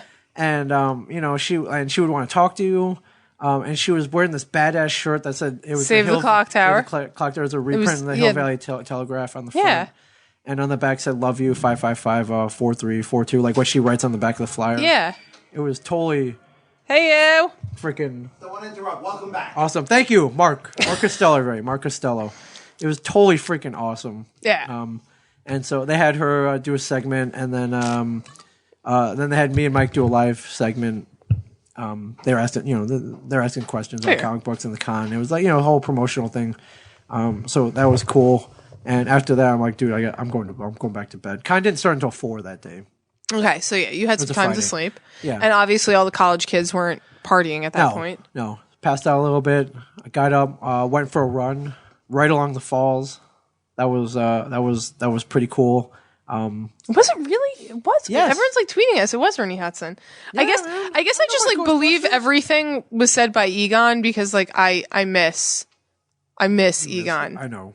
I was in Hot Topics today, and those bobbleheads that I love. There's an Egon one? There's an Egon one, and I was like, no, I'm not There's gonna. a Harold Ramis bobblehead? Yeah, well, it's an Egon. It's not like Egon, a Harold okay. Ramis one. Okay. It's like an Egon one. Yeah. And I was just like, oh my god, I have to buy it for my collection next to my Prison Loki and my 2 Winter Soldier Buckies. 2. My 2. You need 2. Well, double the love. And my hopefully soon Agent Coulson when I find him. I am. Oh shoot! I saw him at at the Hot Topic in Bridgewater, and I didn't buy him. I was totally a dick because I could have got you one in Houston. I probably could have got signed and shit too. But. You probably could have just brought me him. Oh, Clark Gregg. Yes. It's like, hey, you want? I watched the Avengers last night again. Yeah. I was in such a Clark Gregg mood. Your favorite character is Agent Coulson. I would say second favorite. All right, I get that. I mean, definitely now, probably more. Well, no, yeah, I would still give him second favorite, but. Winter Soldier Bucky is Yeah. Thank you, Michael Gaines and Not So Sunday Geoff. For confirming Ernie Hudson. I knew that.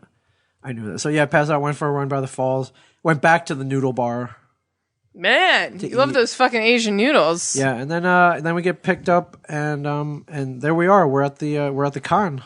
It's pretty cool. They put us next to the 7th Doctor and the who was kind of probably the weakest Doctor. Do you think so? Yeah. Is he? I don't. No, actually, I would say the 8th because he was only in the movie. Yeah. I don't know. Anybody between 5 and 8 kind of just sucked to me. Before your time though, right? Yeah, but they kind of sucked to me. I mean, I think that if you're going if you're saying your favorite Doctor nowadays, it's either 1, 4, 12, people or 1, 4, or 10 or 11. 12th is 10th or 12th with the Fez. He would technically be the oh god, it's so complicated now. Okay. He technically would be the 11th, but now he's the 12th because we have John Hurt in there. Right. And yeah, so technically the new guy coming in is the 13th. All right. I like it when girls cosplay that dude. Matt Smith with the little fez and the suspenders and like the bow tie. Yeah. With the jacket. Yeah, bow ties are cool. I think it's cool. Yeah. But now if we go with Walt. Well, when I need to cosplay something, since I'm not going in some scandalous belly exposing Wonder Woman outfit for you. Wonder Woman doesn't expose her belly. Well, I'm not going. It's the décolletage. I'm not going. I'm not. Yeah. Well, I don't have a décolletage to expose. Every woman's got décolletage. I'm not going in some skanky outfit for you. So I'll go you as. don't have to do it for me. You do it for yourself. Oh, do it for myself. Yeah. No, I'll go as Matt Smith. Oh, okay. Or. Yeah, I saw a girl do Winter Soldier Bucky. She looked great. Ooh, yeah. I didn't even think about doing. I don't. When I say I want to do Winter Soldier Bucky, Right. I don't want to like do Winter Soldier wanna Bucky. I want to like do Winter Soldier Okay. Bucky. I understand. So I understand. Me, Walt, and Mike. And it felt so it was, now it was so nice, now it was nice having Walt there. so now Brian is on his way up today. I hope we don't hear from him all day. So I was like, did he get to? Oh, did he get his passport? It's not really. When do you hear from him? I hear from him, I think later that night, I believe, or maybe sometime that morning. Like I didn't have cell service in the convention center, so I wasn't getting texts or anything. But he did give an update saying, I'm not going to be able to make it. Okay, so what happens? He didn't go to New York. He didn't go to New York. No. Okay. So he didn't make it. So, we soldier on. And I wish he would have come. I would have loved to have had him there. It would have been really cool to have all four of us. Now, I agree. I'm sure most people were looking forward to meeting all four of you. Yeah. I mean, were you pissed? Not as pissed as like Houston. I was more because like Houston was on me. I would explain like Houston was on you. Houston was on me. Like I was like, yeah, we'll all be there. We all signed contracts, whatever. Niagara Falls, oddly enough, was set up by Walt. So was Walt pissed? I'm gonna have to have him answer that. I can't answer that. I mean, were there people like con goers? I don't seemed pissed. I wouldn't say they were pissed, but it sucks. I see that they're they're disappointed. And and the people who arranged the con. Now you were saying that like they have like obviously their expectations and they have that like leather and mayonnaise set up for all the VIPs. Yeah. Well, that was Houston. Yeah. Leather and mayonnaise. Well, here's the thing with the kind of they were like, hey, any word from Bri? Any word from Bri? Any word from Bri? And I'm like no, like I don't really know what to I hate telling them like no, I'm trying like it's kind of like it's again it gets switched back to me though because I'm the one who communicates with everybody in the end. Star Mike, side note, Star Mike, I completely agree with all of that, especially the bad script. I really liked, what did he say? You're gonna have to clarify. He was saying that, Peter Davison was a good sixth, and he was, not one of my favorites though. Yeah. I don't know, I didn't really like his style too much. After that, nope, not until Eccleston, which, I mean, he was good, but then you got like David Tennant and Matt Smith who were like good, and they kind of made Eccleston look like crap by default. And he said, but McGann, the Eighth Doctor, was okay, but he had a bad script, which I would give it that. Like the movie was kind of like really like campy and kind of hokey, but I really did like his fucking outfit. Like I really was all about. I mean, that's all about the outfit. That's like the thing when you get a new Doctor, you want to see like what their outfit's going to be, and what their like trademark is going to be. So I wasn't really sold on the 13th Doctor, and then like I saw his outfit and I was like oh, dude, he's wearing fucking Doc Martens. Like I'm down with this guy. And then you were sold. Yeah. So I mean, like, I was kind of sold by that. Ding. Sold. But yeah. So I think they're disappointed. Like they can't really get mad in front of you because I think that'd be kind of a faux pas. But I think from the con standpoint, they have to eat a hotel room at least for a couple nights. This one. They didn't have to fly him up, so if they did, you have to eat the flight. So it kind of sucks. But I mean, from the fan perspective, like I see, like you can see the disappointment. Yeah, you can see the disappointment, and from our standpoint, it's like we got to answer that question all day. Where's Bri? Where's Bri? Now I have a question. Yes. Last question about it.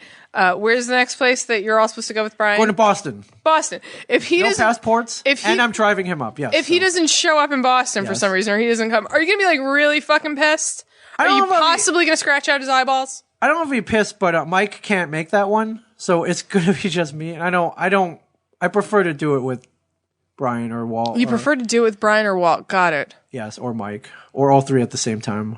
Well, you do like 3 wieners in your mouth, right? So. I do. So I'm driving up. Like I don't want to do it, but I prefer not to do it by myself. I will. I prefer not to. Like, from a fan standpoint, it's fun. It's more fun having 2 or 3 of us there. That's my yoga pants. That's my work uniform. I've seen women with the say the Lululemon Wonder Unders as part of a costume. I can believe that. Actually, I've seen dudes do it too. as a matter of fact. Yeah, I prefer not to do a whole combo. Like, I'm not Steven Yeun. I'm not Lauren Cohen. I'm not Andrew Lincoln. You know, like, we're a pack. You should consider yourself lucky that you're not Rick Grimes. I suppose life is just terrible for Rick Grimes. I suppose, but I mean, we're a team. Like, everyone wants to see the team. Exactly. When you split it up, like, you kind of like you diminish. Exactly. Things. So yeah, when there's 4 of you, there should be 4 of you, unless one of you is dead, like Egon. Yeah. So no, I talked to Brian. We're gonna drive up on Thursday. It should be a quick 4-hour drive. And I freaking love Boston. I haven't been there in a few years, so I'm excited about this one. And as a go Bruins. If you're in the Boston area, Brian Johnson and I will be at the Walker Stalker Convention this Friday, Saturday, and Sunday. It is at the, I believe, at the Boston Weston Waterfront. I believe. And that's like a Ming and Brian in qutations. No quotation. This is gonna happen. Okay, I'm not betting you money because I actually believe it will. That's right. Shit. You owe me some money. Well, good thing. Are you giving me like a Canadian bill? Oh, I should have done. Oh God, why did I do I that? thought you were gonna fucking do that. Give me like a Canadian. Here, good thing. I had a good. We had I'm a good not taking time. your money from you. No. A bet's a bet. I'm not taking That's your a money. Bet, my friend. You're gonna throw it at me? Well, I will throw it in your direction. That is for you. It's in the middle of the table. As for you, you win the $20 bet. I'm not betting that 20 again though because I honestly. No. You want to go double or nothing? Ooh, can I think about it? Sure. By the end of the show, you can think about it. Yeah. So yeah, that Friday's cool. I hit up this brewery kind of gastropub called Syndicate. I have poutine. You ever had a poutine? It sounds so dirty. Poutine. Put poutine in my mouth. And that was that. Saturday is a big day. Saturday's a big day at the con. And again, I was out drinking. So again, like a 2:30, 3 o'clock bedtime, and then gotta get up for a 10 a.m. con, a 9 a.m. like wake up call. Yeah. I get there, long lines and all that shit. But I love Saturdays because it's most of the people come on Saturdays. Yeah. And it's if you have a table, if you have a business, like it's literally nonstop. Yeah. Like it's people. Just people meeting you. Yeah. Pretty constant. We got to moderate a panel with Kevin Eastman, the guy who co-created the Teenage Mutant Ninja Turtles. I'd never met him before, so I didn't know what to expect. But he was a totally cool guy. Told some great stories about creating the Turtles. Like I didn't get a chance to. I really wanted to ask him. I was like, dude, like, you created them as kind of a joke. You're a poor, starving artist at the time, co-creator with Peter Laird, and like now he's got to be a freaking like, I don't know about billionaire, yeah, but he's got to have close to 50 million, maybe probably more. Like I'm sure he got all the merchandising rights to all that. I wanted to ask him. I'm like, dude, like, how great is it? Dude, how great is it to be swimming in the money? Like, what is that? What, Scrooge McDuck? Scrooge McDuck, like, swimming in the money, yeah. With like $100 bills and shit. Yeah, like he's swimming, but like he doesn't act like it. He doesn't, you wouldn't know it by looking at him. Yeah. But like he could buy and sell all over asses based on 4 turtles and a rat. So I would ask him how he feels about Michael Bay. That was brought up. That would just be my question. That was brought up. He didn't go into too much details. I didn't think I want to ruin anything, or maybe tip his hand. But it seemed like what he has seen, like he's happy with. I just can't imagine that. Anything Michael Bay does, usually I always have a problem with. And they did consult him. He was but when you consult somebody, you like rarely listen to them. That's just like an honor that like you bestow on them. Like, oh, well, we're going to take your whatever you did and shit all over it, but we're going to consult you so it makes it look like we care. I suppose. But I think he said, Michael Bay's big on that shit. Yeah, that's true. And Bad Boys 2, anyone? But yes. He, what I thought was cool was, he's just a guy who loved to draw, an artist, and then all of a sudden, the Turtles blow up. He said one of his coolest moments was the first Turtles movie. Him and Peter Laird walk on the set, it's all kind of normal, and then they turn a corner, and then they see, like, the whole New York set. Yeah. And the Turtles in their rubber costumes, and they're like, holy shit. Like, you just wanted to say the word rubber, didn't you? Yes. I thought so. It was like a holy shit moment for him, seeing the Turtles and seeing something come to life. Yeah. Yeah. That you created. Yeah. almost sort of as a joke, basically. Yeah. And now exactly. it's like a cultural phenomenon. So that was cool. We recorded that. That will be on a future I Sell Comics. Nice. We do a comic book man panel after that with Walt. And if you were there, you can kind of tell at the first look, he was like, get me out of here. Like, I don't want to be here. And then he looked like that even more when I started rapping again. You started rapping again. But then Walt's created a monster with that one. He did. I know, that's the ironic part. He looked like he was like, "Oh God, he's not about to rap, is he?" And I did. He had kind of had his head in his hands. But there were a lot of Tell 'em Steve Dave fans in the audience, so I think people kind of knew what was going on. Yeah.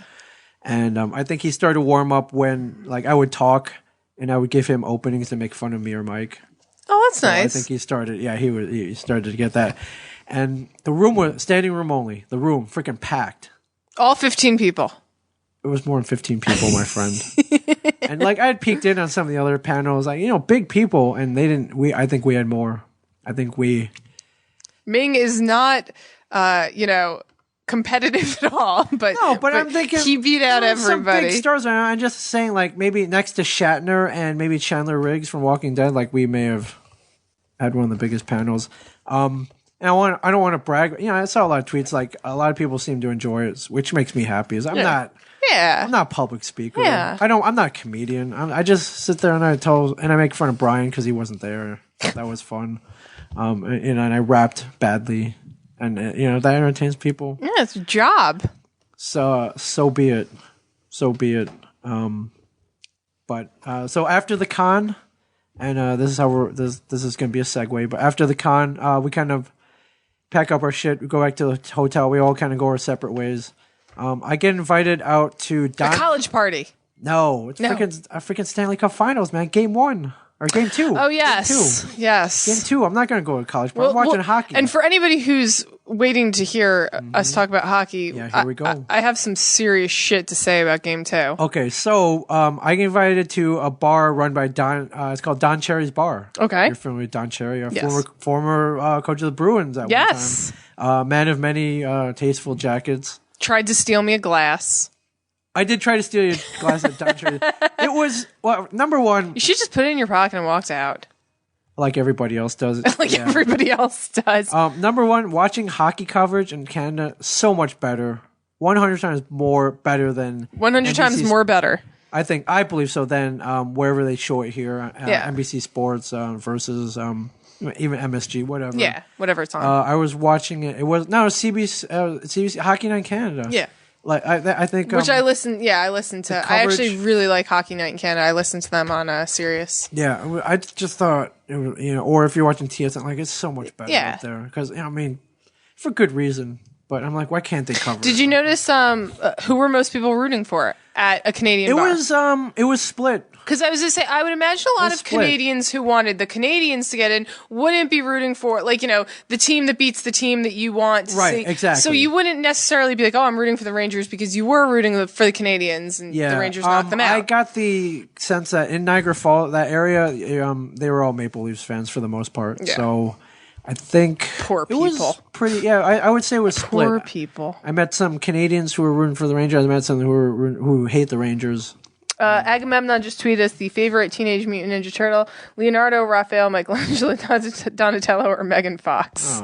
I absolutely love that tweet, though. Yes, good on you. That guy's on fire, man. I like Raphael. That guy's on fire. By the way, everyone loves Raphael. Yeah, I think I'm more of a Michelangelo fan. He's the tech one, I think. Yeah. So always fun watching hockey in Canada, and they had like freaking 50 flat screens set up, and people are into the game. Like it's Canada. It's great. So I'm eating poutine again. I'm drinking Moosehead, and I'm watching hockey. Like I'm in hockey heaven right here. There you go. Yeah. So, Game 2. Game 2. Well, first off, let's talk about Game 1 for a second. Okay. Kings win. Yes. Double overtime. Fantastic game. Come back from a 2-goal completely outplayed by the Rangers in the first and second period. Oh yeah, it was. Then they finally. True King style of this Stanley Cup Finals. Like why? They wake up in the third. They get there in the third, and then they beat them in overtime. Well, double overtime, but like overtime. Like why though? Why do they need to warm up? Like what's I have no idea. Or they're better when they're coming from behind. I have no idea. So we get to Game 2, and I remember where was I? I was at work. Okay, for the first part. Yeah, for the first part. So I was driving home, and by the time I got home, the score was like 4-2. Yeah. And I remember thinking in my LA head, just kind of scored 2 goals, and then. but I remember thinking in my head, like looking at the score. When I left work, it was like 1-0. Yeah. And when I got home, it was 4-2. So I remember thinking, like, Jesus Christ, what the hell happened? Yeah, what the hell happened? Yeah, but then I remember period. thinking in my head, I turned on the TV when I first got in, and I looked at the score, and then I went to go like change into like my pajamas, and I remember like thinking like, all right. my Hollister pants and tank top. Yeah, hot. And I remember thinking like, oh man, Rangers got this in the bag. And then I stopped and I was like, wait, what the fuck am I talking about? Yeah. The Rangers are in trouble right now. Didn't I just 4-2. This is like terrible. Didn't I just see this 3 nights ago? Like, yeah. Exactly. So then there was that horrible not call.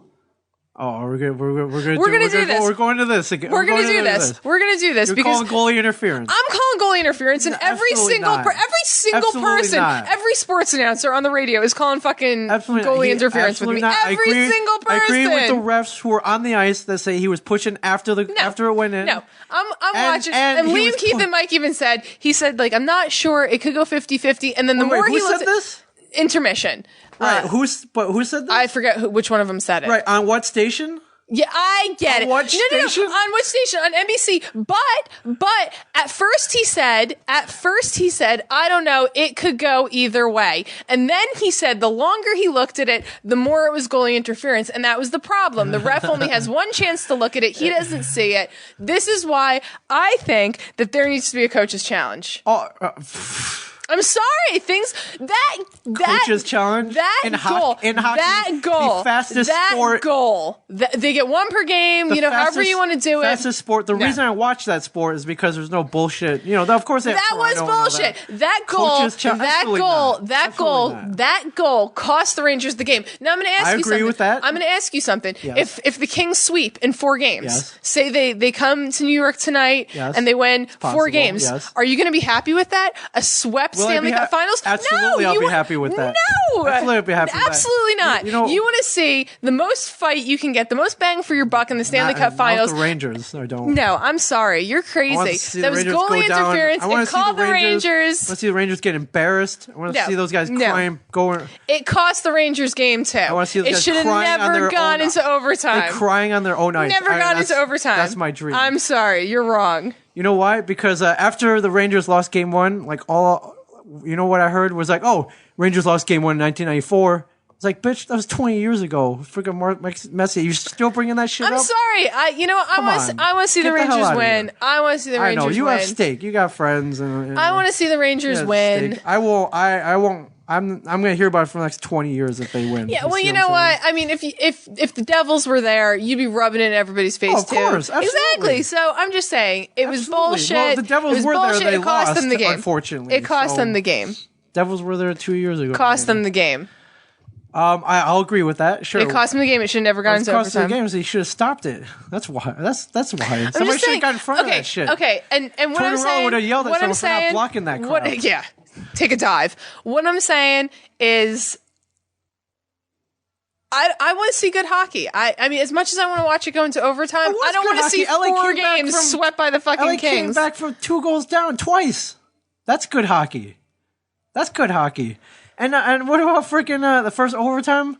That goalie interference call? Do you agree with that one where he got bumped a little bit and then a little bit. Somebody didn't dive on top of him.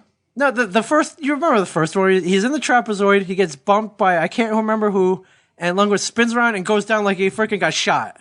Do you remember this? Yes. And they get a power play, and they had that chance to score, and they didn't. Okay.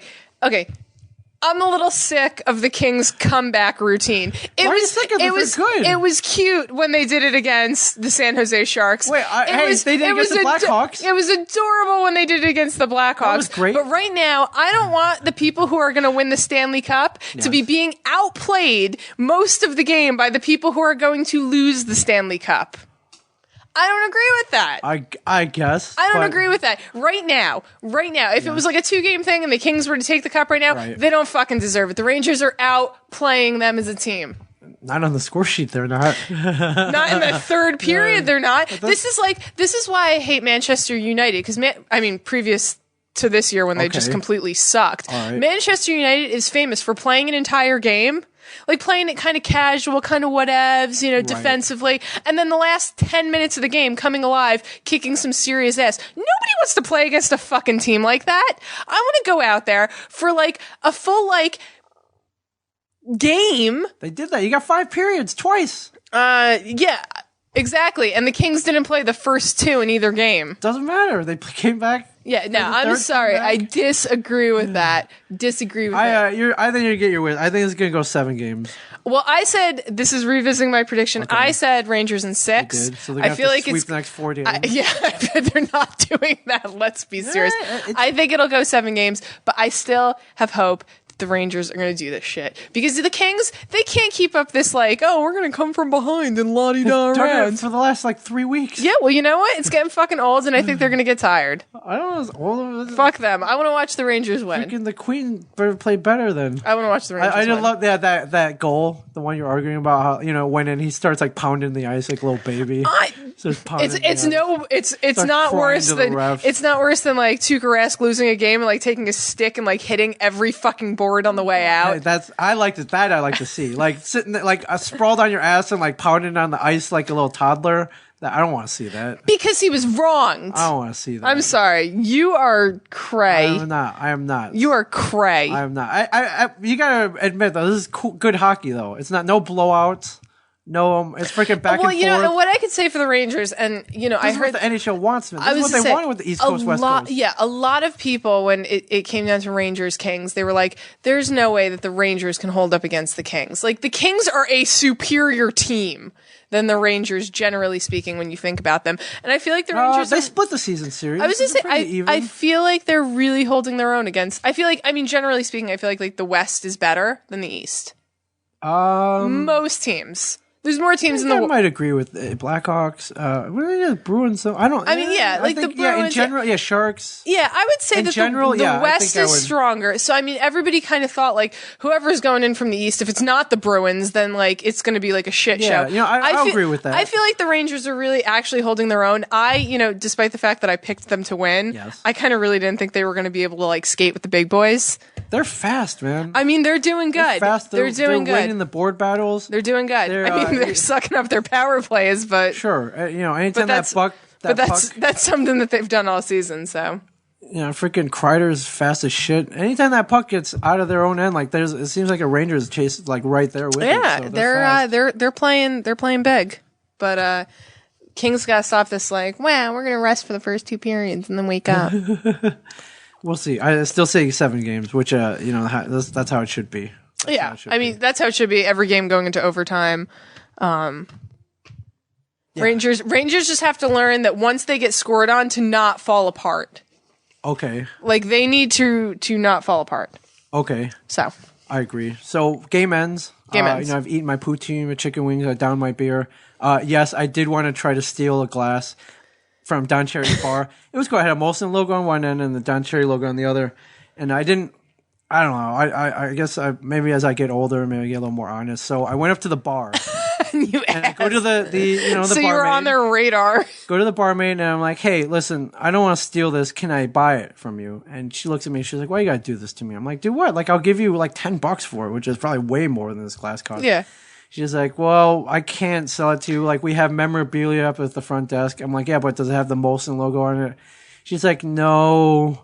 And I'm like, all right, screw it. So why didn't you explain who you were? Why didn't you be like, listen, I'm a celebrity. Right. I'm just going to plug.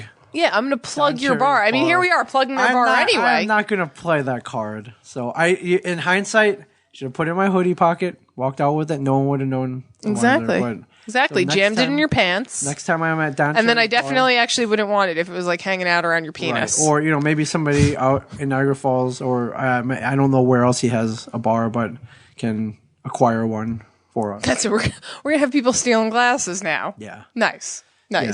So my steal us your favorite bar glass and mail it to us, and we'll start a fucking collection. And send it to 35 Broad Street, Red Bank, New Jersey, and we'll start a collection. And we'll start a collection of all your favorite bar glasses. That would actually be kind of seriously. cool. Try and get it so it has like I mean, if you can't get it with the bar logo on it, like obviously, like, you know, some kind of logo. Don't just send us a plastic or like a glass thing with nothing on it. Like, let's try and be fun about this. Okay. Let's try and. All right. We should like hold a competition for whoever can send us the best stolen beer glass. Here, you know, we'll take a photo of it here, sitting as place of honor at the stash. We'll tweet your name, and it'll be fun. I don't know if you know, like Walt is gonna want like we're gonna get like 300 glasses. If it's like Don Cherry's bar, we'll totally have it in here.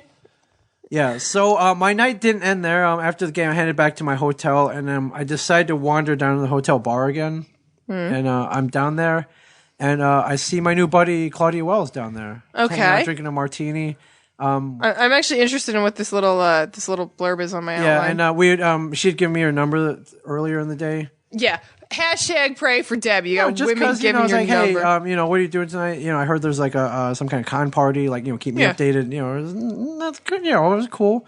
And then my phone didn't get reception at Don Cherry's bar, so I didn't know. But I started down at the bar, drinking martinis. So I get down there. Somebody buys me a steam whistle beer. Obviously, some man buys. We're hanging out. You know, we're talking about you know, life, and she has this clothing store in L.A. and we're talking about L.A. and all that. And then we start talking, and she's kind of warning me. She's like, listen, I just want to impart some advice to you. She starts warning me about the perils of fame, and how she's like, listen, like, you know, I know I've only met you for a couple of days, but you know, like, you're a cool guy, and you know, you're on a TV show, and I'm kind of like, you know, and like, you know, she's like, you know, you have some famous, like, I've been there. I want to give you some advice. And I'm laughing it off because, like, I don't feel that way. Yeah. But she's like, listen, like, take this serious. She's like, no, idiot, take this seriously. Listen, you know, people know who you are. They watch you on TV. They know you. And I just want to warn you that there are going to be ladies out there. And I know you're a married man. And, you know, there's a lot of temptation out there. This is amazing. She was warning me on the perils of, you know, it's like, listen, you're going to run into, maybe at some of these cons or whatever out, you're going to run into, you know, some of the hottest women you've ever seen. So clearly Claudia Wells doesn't know anything about you. That's where I'm going with this. Claudia Wells does not know your life. Meaning that all you do is hang out with hot women. Right, but I'm like, I'm the friend. I'm in the friend zone. You're in the friend zone. I do not push any borders or boundaries. I don't go over any lines. Ming has never roofied me and tried to get into my pants. No, I've looked at you in your pants. I've looked at you. That's weird. That's so weird. That's so mildly inappropriate. Yeah, mildly inappropriate. But she was just kind of like, listen, you're going to maybe at these cons. Or so where was this warning coming from, though? We're at the bar. We're just drinking. I know. But like, where did? Was she? How much did she had to drink? A couple martinis. Okay, so I mean, she was kind of like open. Yeah, and I appreciated this advice. She was like, listen. You're going to be out. You're going to meet some of the hottest women out there, and they're going to want to do all that crazy shit that you like. I love this woman. Offering this, and it's going to be tough. It's going to be tough, but you don't do it. You can't do it. And I'm like, I'm not going to do it. Like, I keep trying to insist. I'm like, I'm not that guy. I'm not going to do it. She's like, now, was she trying to sleep with you? No. Okay. I don't believe. No, not absolutely not. We're homies. We're homies. Okay, we're homies. You know, we're having friends. We're friends. We're having a drink here. It's a public bar with other people. But I thought that was really sweet of her to be like, and I never really thought about this at this point, but I'm like, yeah, you know, she's right. This may happen. This could happen. And really? You never thought that, like, no, all the women you hang out with, one of them might? No. I mean, Ming, I've been madly in love with you since the day I met you. Oh, yeah. And you know, vice versa. You know, ever since you started talking about beer and hockey. You know, I know. absolutely. I mean, God. Yeah, I mean, duh. It's a shame this table is like stopping me from getting to you. I think she was talking about, and this is where she's coming from. Like, she does a lot of cons, and at these cons there are celebrities. Many of them married happily, and they sleep around. And they'll take advantage of it. And assholes. I never really realized this. Like, I don't see it, but I never realized this. But she's like, listen, I've seen this happen. I've seen it happen. I don't want it to happen to you, so I just want to warn you that this, you know, there's going to be. You know. Did she throw after a hashtag pray for Debbie? No, but she would have. That would have been epic. And I thought that would was, have been epic. I If she thought was just that like, was- if she was just like, Ming, don't sleep with women. Yes. Hashtag pray Yeah. for Debbie. That probably actually would have completed my life. Yeah. Well, maybe next time. But I thought that next was time. like the nicest thing, though, to be like, listen, like, you know, you're a good guy. Like, you took a vow, and like, don't F it Don't up. fuck it up, man. Don't fuck it up. There you go. But then she had another drink, and then she was kind of like, she was like, "Do you have any female friends?" I'm like, "Yeah." She's like, "Get rid of them right now." And I'm like, "Really?" She's like, "Yeah, get rid of them right So now." Claudia probably would hate me. No, I don't think so. I think you guys would get along swimmingly, as a matter Well, of fact. yeah. I mean, after I explained my stance that I am not seeking 3 of your wieners in my Right. mouth. Yes. And she was like, "Your female friends, get rid of them." I'm like, "Well, what about you?" She's like, "Oh, I'm okay. Like, I'm cool." So according to Claudia Wells, you need to not have any friends. I mean, as it stands right now. for Yeah, the most part. pretty much. No friends. Yeah. No friends for Ming. Yeah, but I mean, she's seen it happen, so I appreciated that. I never really thought about it, you know. It's true. I've seen, you know, people get a little giddy when they meet me, and you know, they're usually like 13-year-olds. They're usually 13. Yeah. Right. You know, like they have not hit puberty yet. Oh, Ming Chen. Oh my God, I love you. Yes. If I had puberty, I would have your babies. Yes, something like that. But Oh, can I be yeah. your like But child's she was imparting bride? her advice as a famous person, As a famous person. and as a person who goes to a lot of these events. It's the 30th anniversary of Back to the Future is coming up, so he's going to be doing a lot of these. Hashtag events. pray for Debbie. No, don't prefer. I have the advice now. I know what to do. It's okay. I know what I'm not to still do. hashtag pray for Debbieing. So that is that is her imparting the perils of fame. There you go. And I really, Claudia, I appreciate that. Follow her on Twitter at I think it's the Claudia Wells. There's a picture of me wearing a Save the Clock Tower shirt. You can get that at claudiawells.com. I know. I saw that. I really liked Really that. dope shirt. Yeah, it's a really cute shirt. I liked it. yeah. I was like, yeah. You know, I'm a fan of that. Yeah. So yes, that casino I mentioned earlier, with the noodle bar and all that. Yeah. So I ended up like At the noodle bar again? no. Jesus Christ, Ming. No, I know you're freaking eating noodles like an Asian. God. So at the con, everybody paid mostly in Canadian money. Mm-hmm. So you know I can't use that here, so I have to change it. I had gotten some advice on Twitter. Best exchange rate is at the casino. So I went there and changed that. This morning I got up and I was like cleaning out my pockets, found $50 of Canadian money that I had not changed yet. So I went down there to change that, and I'm like, that's kind of a pain in the ass. Like, you know, you're gonna get like about $40 back or so. Yeah. It's like I'm gonna see if I can maybe double. Win some money. Since you lost some money to me. Yes. Yeah. Yeah, I'm gonna see if I can, you know, cut my losses here since, you know, I lost $20. So I'm like, I gotta get out of here. I can't dilly dally at the blackjack table or whatever. So So you went to the slots. I did not go to the slots are asinine. My mother plays slots. Slots are asinine. My mother plays slots. Slots are they're all computerized now. So So you can't win. You I can't know. win. So But they're like video games. so I looked around and I see it's about 8 in the morning right now. Oh, it's like my favorite time to go to the like a casino. Yeah. Why? You see all the degenerates there who don't Yeah, know what time 8 in the it is. morning or like 4 in the morning when it's like really early and like normal people are sleeping or Yeah, haven't woken up right. yet. Before like all like the fucking like guys thinking they're hot shit walk downstairs or all the okay, girls not wearing okay. any clothes and it's like Right. packed and crowded and Okay. loud and smoky and bitchy. I hear like you. the morning where they're like vacuuming up the debauchery That's from what the they were night doing. before. Yeah, There was a dude Yeah, exactly. vacuuming up the craps table. Like he Yeah. did the little like the gooseneck. He was vacuuming the felt on the craps table. Yeah. And that's when I knew. I was like, wow, man, this is like degenerate gambler hour. Yeah, like it's all the debauchery and the fuckery from the night before. They're like vacuuming it up. Yeah, and, are you like, a gambler? No. Oh, okay. No, At my all? mother is, like I said. So whenever, like, she used to go down to Right. Atlantic City, like, I would hang out with my dad, but sometimes, like, my dad would be sleeping late. So I would, like, go hang out with her in the casino. And then when I went down after I was 21, like, if she was on a slot and I was sitting next to her, because I would. watching? Yeah, I like, like to watch. I would sometimes take, like, a trip down with her. I mean, she gets, like, all sorts of free shit. Oh, comps. Mom get comps. Comps and, like, microwaves and, like, toaster ovens and, like, shit that we would want, Yeah. So, like, pretty much when I furnished my house, my whole kitchen is, like, set. Like comps from Bally's and shit. Yeah, shit like that. So she would go down to pick it up, and I would drive down with her, so she wasn't alone. And you have to like gamble gamble a certain amount before you can get it, you know? Right. So I would be on the slot next door and I'd be like, oh, hey, Mom, give me like $20. I'll play over here for Yeah. you. You know, so I was never playing with my own money, but, you know. Okay. So you've never hit like a table game, like a set down blackjack table or a poker room?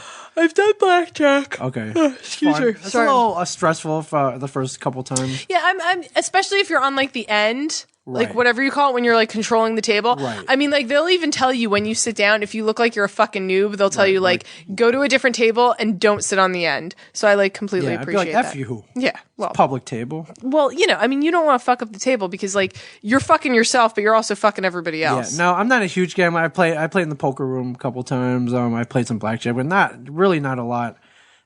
So I gotta get out of there. So I'm like, what's the quickest way to just be like, fuck it. If Throw I win, 50 I win. down. If I lose, I lose. And I see an empty roulette table. So Okay. go I like up- roulette. I've played roulette. Yeah, roulette's kind of fun, but you have to invest some time, like putting in Yeah. the numbers. And I'm like, I don't got time. So I always usually just do red or black. yeah, I'm Odds just or gonna evens. put on red or black, 50-50 chance. Well, a little less because of the zeros on, Yeah, on the yeah, board. yeah. So and no one's there, so I can't embarrass myself with not proper etiquette. But immediately I fuck up because I have the 50 in my hand, and I try to hand it. You have to put it on the table. Yeah, I try to hand it to the croupier. Yes, and they can't uh, take it from you. And I'm like, I like to put this all on black. She's like, sir, you have to put it on the table. I'm like, what? She's like, put it on the table. I'm like, oh, sorry. Put it on the table. Puts it in, and I'm like, just put it all on black. You know, you ever see Passenger 57? Yeah. You know, Wesley Snipes. It's like, yo, you play roulette? Yeah, why? Always bet on black. Always bet on black. Always bet on black. So I'm like, put it on black. And it was weird. She's like, are you sure? And I'm like, yeah, why? Like, was that a weird? I didn't think. Is that a weird bet? Like $50 on black? That's not Yeah, weird. I didn't think that was Yeah. weird. She's like, are you sure? I'm like, yeah. She's like, okay. I throws a little ball in there, spins around. You know where it goes, nobody knows. Boom, boom, boom, boom, boom, boom. Black 4. There you go. Bam, winner. And she was Winner, chicken like, yeah, she was dinner. like, oh, look at you. You know, puts a couple quarters down to match my bet, and I take them and I leave, cash out. So Nice. now I can pay. Now I don't feel so bad. Losing. There you go. Now you don't feel so bad that Brian lost you $20. There you go. I was trying to find the best bang for my buck where I could just do it quickly. Roulette is definitely. Yeah, the thing I was to do, looking yeah. at 3 games. Roulette, which, you know, I just wanted a little thrill. Yeah. Blackjack, which was the other option, or Casino War, which is like so mindless. But like war takes, Such Yeah. a mindless game, but like I Yeah. saw people like really into it. really into it at like 1:30 in the morning. It's so, I don't know. I was like, dude, like I could literally lose my money in like 0.1 seconds. Oh doing yeah, that. yeah, Like they slap down a 4, it's over. yeah, Yeah. yeah. Exactly. No. Yeah. No. Yeah. You can't like hand them money though. It's been a while. Well, I was to say my father collects chips. Oh, okay. And like sometimes when they have like limited edition chips coming out, they'll Yeah. like open a table literally for people to just come and get, you know, for collectors basically. And like I remember my father, like I was going with him and he wanted to get, you know, usually they limit it to like 1 chip per, Oh, sure, you know, yeah. 1 5, 1 2, 1 10, Right. you know, whatever it is. And he wanted to get like 2 of because he was picking up for somebody else. Yes. And so he's like telling me, he gave me the money and he's like, you go up to the table, you put the money down, you don't try and hand it to Yes. them. And like you say, like, I want a 2, a he was 5, and a 10. adamant. Yeah, like a 2, a 5, and a 10 or something like that, or like right. a 25, whatever it is. Yes. And, you know, so he was like adamant that I could not hand them the money. Okay, so he taught you proper etiquette, Yeah, he taught me- which like he- I did he not. taught me proper etiquette. My parents did not teach me proper etiquette. I'm learning. There you go. I'm learning. So, So that's it, and then I drove back. you drove back. I drove back as fast as I could to be here to podcast. To podcast, yeah. You were texting me and you're like, how's 287 on this time of day? And I'm like, Oh, I was in the terrible. home stretch, and I was like, shoot, I might not make it till like way late. But Yeah. it worked out. So Well, it was funny too because I was telling you like this morning. I was like, "Ming, I'm like off tomorrow. Yeah, we could do it tomorrow. We could do it tomorrow." You're like, "No, I'm getting back tonight and getting doing back. this." And I'm like, yeah. "Whatever." If back to the, Yeah, the go wild. memories, the scars are fresh. yeah, I'm laying them exactly. all out tonight. So Claudia Wells, thank you. I want to give a shout out to when you go to a con. I asked if anybody on Twitter would come and help us out at the table. Mm-hmm. So big shout out to Paul and Neil who stepped up and came out to us. Paul O'Neill. Not Paul O'Neill, not the baseball player. No, our friend Paul, and then some hardcore con volunteers who I knew from a previous con, Karen and Ashley. Karen and Ashley, Thank awesome. you very much. We've seen them in Atlanta for Walker Stalker Atlanta. Nice. Yeah. So You're like, yeah. Yeah. Yeah. Hell yeah. College. Freaking college parties, headphone parties, winning at the tables. Damn good weekend. Damn good weekend. So damn good weekend. yes, and the Rangers lost twice. Stop it. Damn good weekend. Stop it. Yeah. I actually had a really good weekend too. What happened? I worked. Did you get any? Did you get some? Don't answer that. I didn't get any because my wife was here. But hashtag and I took hashtag pray for my. I didn't get any this boyfriend. week because my wife was here in Jersey. 1 and 2, I took Claudia Wells's advice. Well, yes. Hashtag pray for my boyfriend. I wonder though if are there hookers in Niagara Falls? There have to Probably. be, right? There's like a hooker in Red Bank. Is there really? Yeah, she's like some old never mind. Okay. I'm not going to tell you who she is. All right. No, I worked all weekend actually, and it was just really fun. I'm having I stopped in and saw you. Yeah, I'm having some serious job love right now. Especially, I was telling you, it's the last little bit. I met the most amazing woman yesterday at work. She is the most amazing woman. Like Oprah? No. Oh, I fucking hate Oprah. No, this woman comes in, and I work at a yoga pant retailer. Yes. Athletic wear. We'll say athletic lifestyle wear. Yes. And I was kind of having a really shit day. Okay. I came back from break. I was really upset about something. And, I was having a shit day. So everyone at work was kind of trying to cheer me up. And, I appreciated it. But, we're all kind of new to the job since the store just opened. And, fun, but, kind of they don't know how to cheer me up. They don't know what to do. That's a new thing. Yes. Yeah, I was smiling. Yeah, I was smiling. I love my coworkers. So it was fun. This woman walks in. She's like an older woman. And, she's wearing our competitors' clothing. And she says, and I'm not going to mention who our competitor is. I'm not going to mention who I work for. But she says, I wear blah, blah, blah clothing all the time. So I'm coming in here. I want you to convince me. Yes. So she was talking to one of my coworkers. So having worked for my competitor before, I walked over and I was like, I got this. Don't worry. So I looked at her. I was like, I'm going to make you a deal. You walk around the store, see what you want, ask whatever questions you want, and then you come back to me and you tell me what you wear from the competitor, and I'll tell you what we have that you'll love that's just like it. So she goes, that is a deal. My name is Arlene. She was like an older woman, a very stylish older woman. And I said, I'm Sam, go walk around the store. Don't feel the need to come get me. Just think whatever questions. So she immediately takes off and she immediately starts asking me questions. Yeah. So I'm walking around kind of gathering clothes, and she doesn't want to try anything on. She's one of those women who doesn't try anything on. So I'm finding her everything she needs, answering her questions, telling her what it would look good with, this and that. So we get to this pair of pants, this funky pair of capris we have, and she's like, I'm size small, and I'm looking at her, I'm like, Arlene, you're like an extra small. She was a tiny woman. Yeah. So she finally concedes to go try it on, and she told me the kind of pants she usually wears. So I'm like, well, this is my chance. So I bring her a truckload of pants. Yeah. It's I'm like, try this. I know this. I'm like, when you're getting your pants off, just try these on. So she starts telling me she's 75 years old. I would have said 60s. She looks really good for her age. But so she starts talking, and she's like, she comes out wearing just her bra and the pants, and she goes, she had she was sticking out her tummy, and she goes, 3 children. She goes, 11 grandkids, but 3 children right here. And I'm like, Arlene, you look fucking great. You're thin as a rail, Stop it. So I was like, just making conversation. I was like, what do your kids do? She goes, well, I have twin boys.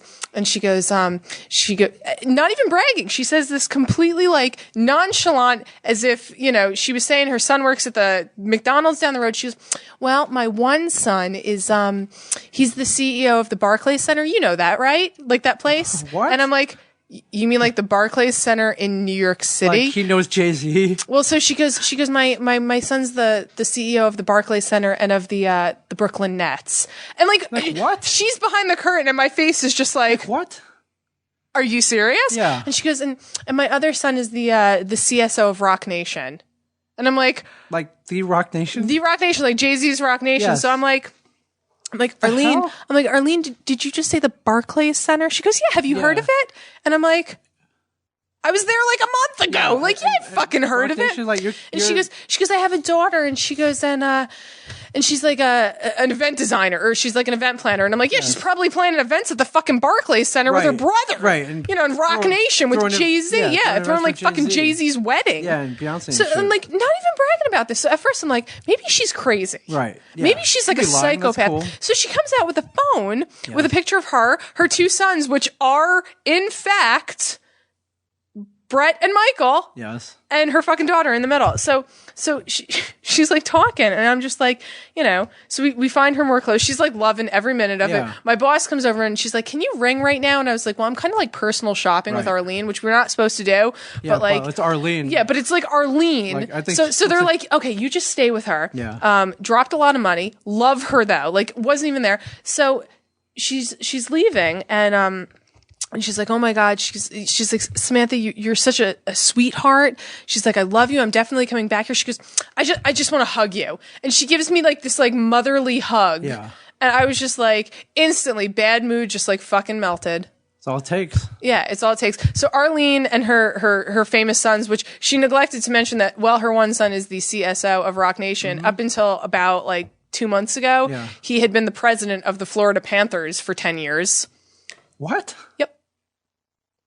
Oh, all right. So like, you get some of those Rock Nation headphones. It was funny too, because she said, we're like, oh, you know, come back in and feel free. You know, we grandmothers love to brag about their grandchildren. Right. And she goes, what do they do? She goes, I'm not really a bragger though. And I'm like, you know, she's like not. She mentioned it so damn nonchalantly, like, oh yeah, my son, he runs the world.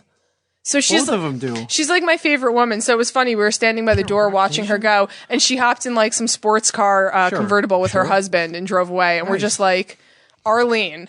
Love you, Arlene. Yeah. So she's my favorite person in the world now. Yes. I love her.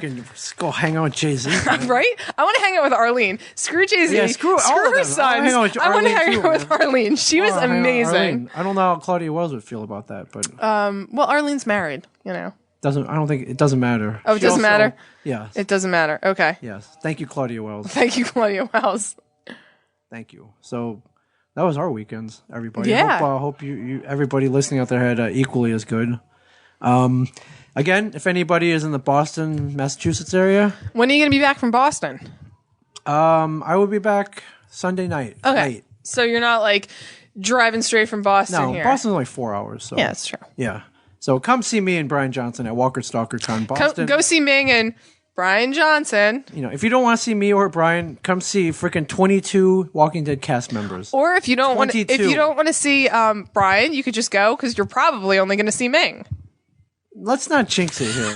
I'm driving Brian up. I actually. Wait, so are we going double or nothing? We are not going double or nothing. You won't do it? I think that Brian is going to make a show. I think like one is forgivable, two is questionable, three is like really bad. I think if he misses like four is like fucking death to Brian Johnson. According to the Stanley Cup Finals, 4 is a sweep. Four is a sweep. I don't think Brian Johnson can sweep. Okay. I don't think he's going to. I guess you don't think the Kings can sweep either. So. I don't think they can sweep. All right. And on that note, thank you everybody for listening to the show. Go Rangers. We never gave our Twitter handles, but I am at MingChen37. I'm at the Zen Librarian, but clearly you all know that because you've all been tweeting us. Yeah, but we could always gain some more. So follow us, and we will talk to you next week. Thank you, everybody. Thank you. This has been a production of Smodco Internet Radio.